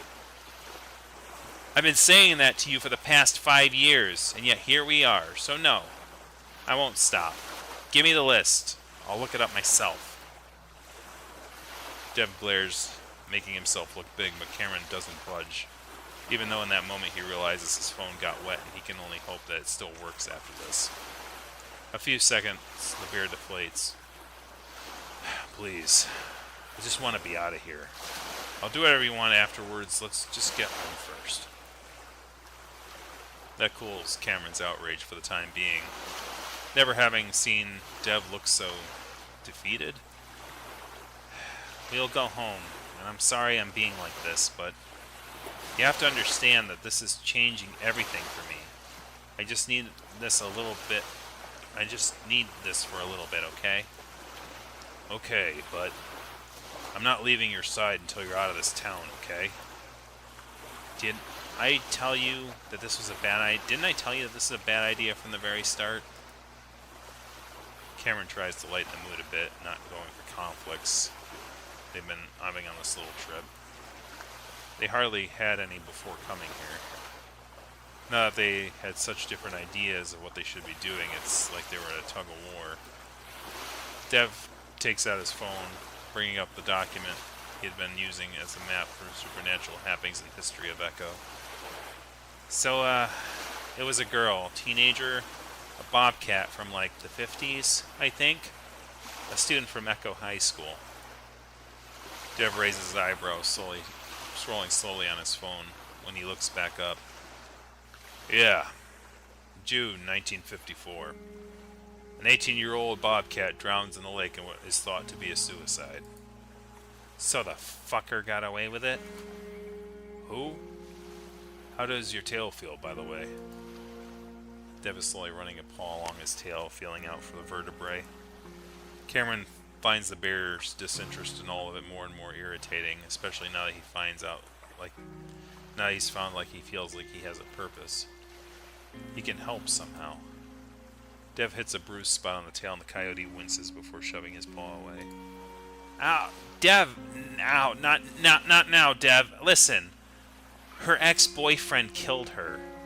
I saw him run up and push her into the lake. Did you have an experience? Did you have to experience that? Do you feel okay? Dev! I'm not important here. This is about someone who got murdered and some piece of shit got away with it. First of all, don't call yourself unimportant. You're still alive and you need to keep it that way by not falling into lakes because of these awful visions.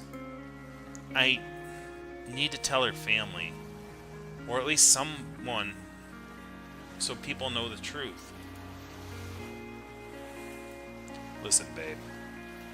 I know you can see things and all, and I can't and all, but I gotta be honest and say that no one's gonna care. They're dead. The girl and more likely their ex, too. That's short-sighted as hell, Dev. He could definitely still be alive, having lived a full life after murdering somebody. And, well, actually, if this is supposed to be 2020 and they were 18 in 1950, odds are no. Like, odds are it could be 80 or 90, I guess. Maybe they're Donald Trump. James is Donald Trump. Who knew? Or Joe Biden. You know, they're that old. So I mean, they're getting up there.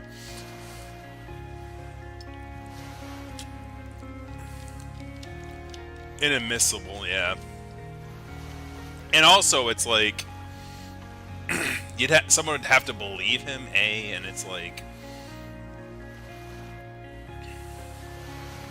And she might have siblings who are still alive, or I don't know. I think somebody probably gives enough of a shit to want to know. And then what? You up to them and tell them you're psychic and you had a vision of their loved one being murdered? Besides, I wouldn't be surprised if everyone knew what happened. A lot of the times they do. Just isn't always enough evidence. You wanted me to do this. You wanted answers. Why are you holding me back now? Because I'm terrified right now.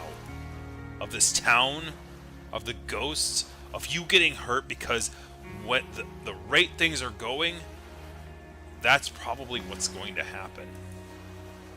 I want to know where Lupita is. She died because I made stupid mistakes. I can't have the same thing happen to you.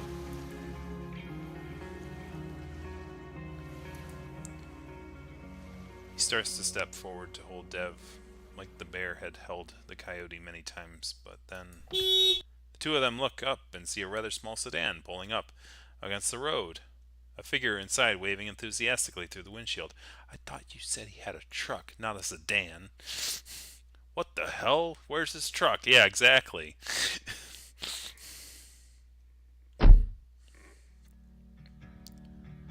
Devon! Cameron! Sorry I'm late.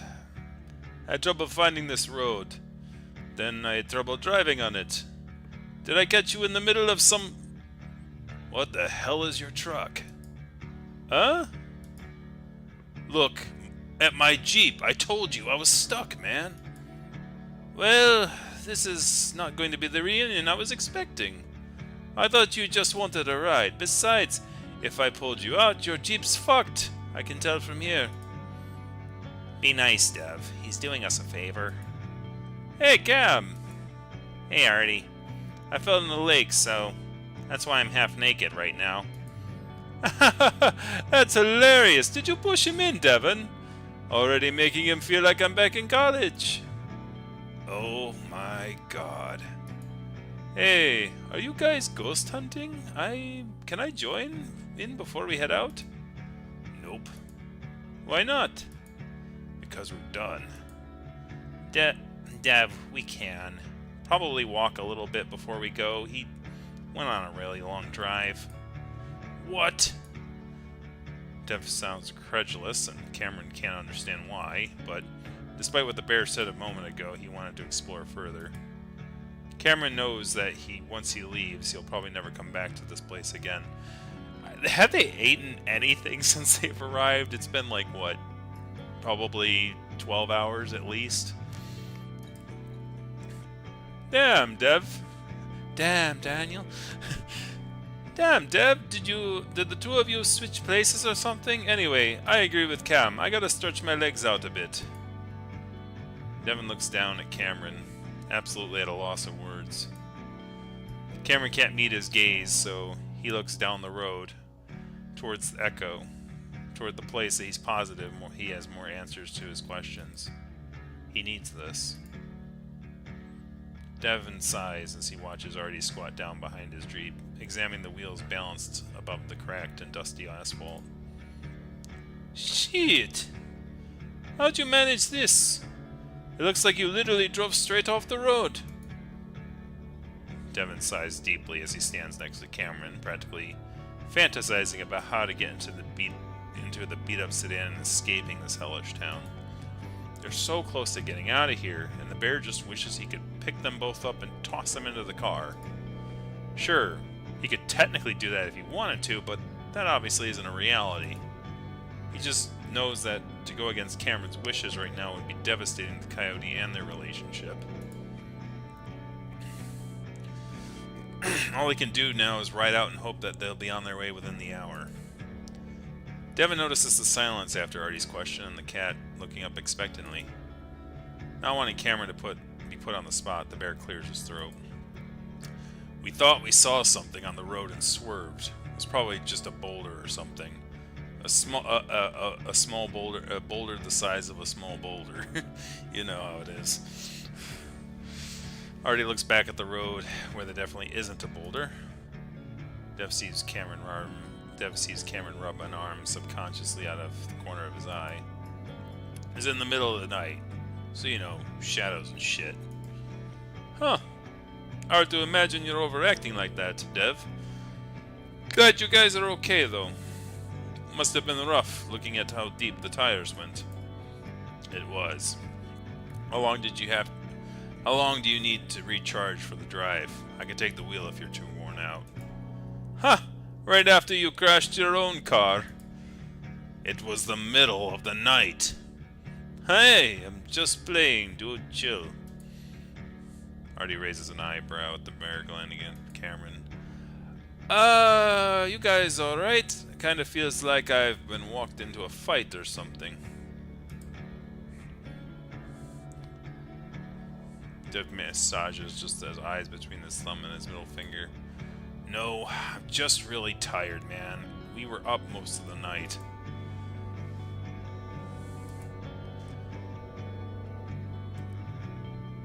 Dev tries not to bristle at the implication that Cameron might have a different response. Yeah, we're just tired. I think walking around a bit would do us some good. Oh yeah, last time I went ghost hunting with Dev, it was real spooky. Even though we didn't see anything. One of my top 10 highs, in fact. Highs? I got some oil cartridges from the dispensary on the way here. You guys want a hit? Dev turns his stomach as he watches Artie grab a vape pen from the passenger seat. No, we're good, man. I don't really know if it's a good idea for you to do that and drive anyway. Are you high right now, actually? No. I'll have come down by the time we're done looking around. Devin couldn't manage to say anything before Artie takes a deep, long pull from the pen, a red light on the tip pulsing with life in time with the intake of breath.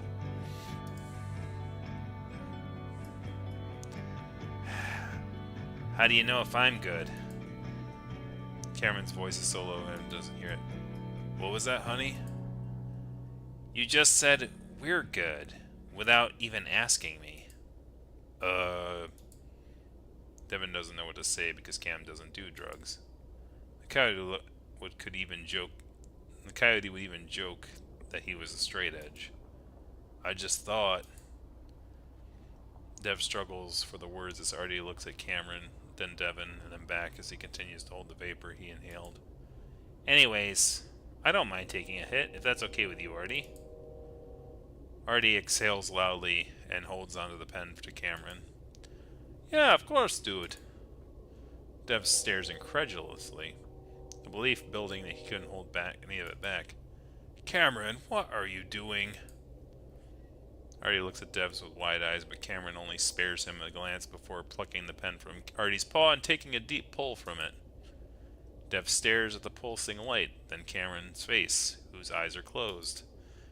Dev can't tell what Cameron's thinking right now, but whatever it is, Devin knows that this isn't the behavior the coyote has gotten to know over the years.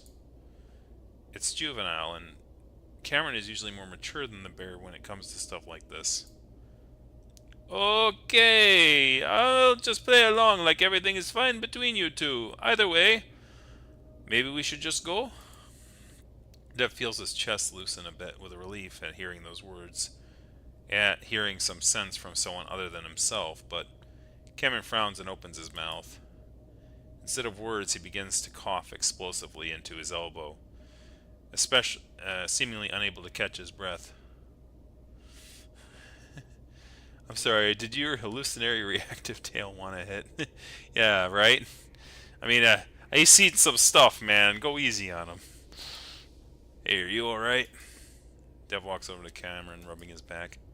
Yeah, that's normal, especially with a big hit like that. You handle your weed pretty good? He doesn't smoke weed, dude. That's why I assumed. I smoked plenty back in high school. Never hit one like these before. That's harsh as fuck.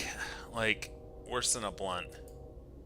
You'll get used to it. Besides, you only need to hit it a few times to get high. Should I take another then? No, you shouldn't. Why are you acting like this, Dev? It's just marijuana. I never complain when you drink. Because this isn't like you at all, Cameron. Dev had been holding the conversation back from becoming personal, if only because Artie is here, but at this point he can't stop himself. He's starting to wonder if all this goes deeper than he'd like to think. In an awkward silence that follows, Artie quietly takes the pen from Cameron. Well, I think one hit is good for now. Especially if this is your first time smoking in a while. Let's see how you feel in 20 minutes. Pauses and tilts his pen in a paw towards Devon. Are you sure you're good? I know we only got high together a few times, but I don't want you to feel left out. No, it's not my thing. You told me back in college it wasn't your thing either. That's the only reason I said we're good. Sorry, man. No problem. It's been a while, so why not have a go, right? Dev sighs loudly, folding his arms, shaking his head in resignation. I guess so. Artie quietly takes another hit with the pen before tossing it back into the car. If it makes you feel better. Artie puffs out his cheeks and lets out his breath. Shit's a lot safer than alcohol, or most any drug, really. Oh, spare me, dude. I'm not in the mood for a stoner talk right now. It's true. I think it's physically impossible to overdose on it. That's not the point, Cam. It's more mentally fucky, you know? Artie shrugs. Depends on the person. I think Cameron's old enough to know what's good for him.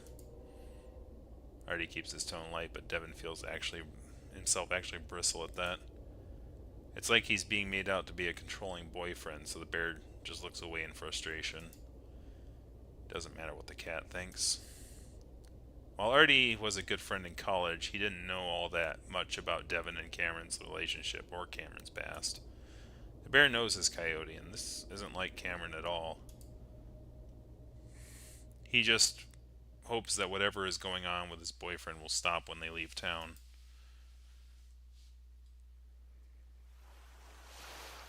And what we're going to do is we're going to stop there for now. Let's save. Do a salt save. Empty slot. I like it so far. I really do. It's a very interesting story. It is very much like a very classical horror genre trope of like they're stuck in a place and it's like they're trying to get out of it and like, but it's actually also about the characters and the relationships with each other. It's like the situation is kind of changing the person from what they expect, and that's kind of haunting as well. I like that sort of trope. It's interesting. So next time I think it's our pre-Halloween episode. I think our we'll continue on here. Yeah, so it's gonna be the 26th. Halloween's gonna be after that, and then I'm going to guess it's going to go for at least 2 more episodes, so we'll probably be doing this on the first weekend of November, too. Very good timing, too. Halloween, spoopy time. Have the spoopy. Anyways, thank you guys very much for watching tonight. If you're new to this thing, we'll be back on the air on next Saturday at 5 p.m. So that's going to be October 26th. We're going to continue streaming the next episode of this, and we'll find out what happens to our three characters in this town, this haunted place of Echo. So we'll see you then, and have a good night, everybody. Thank you for joining.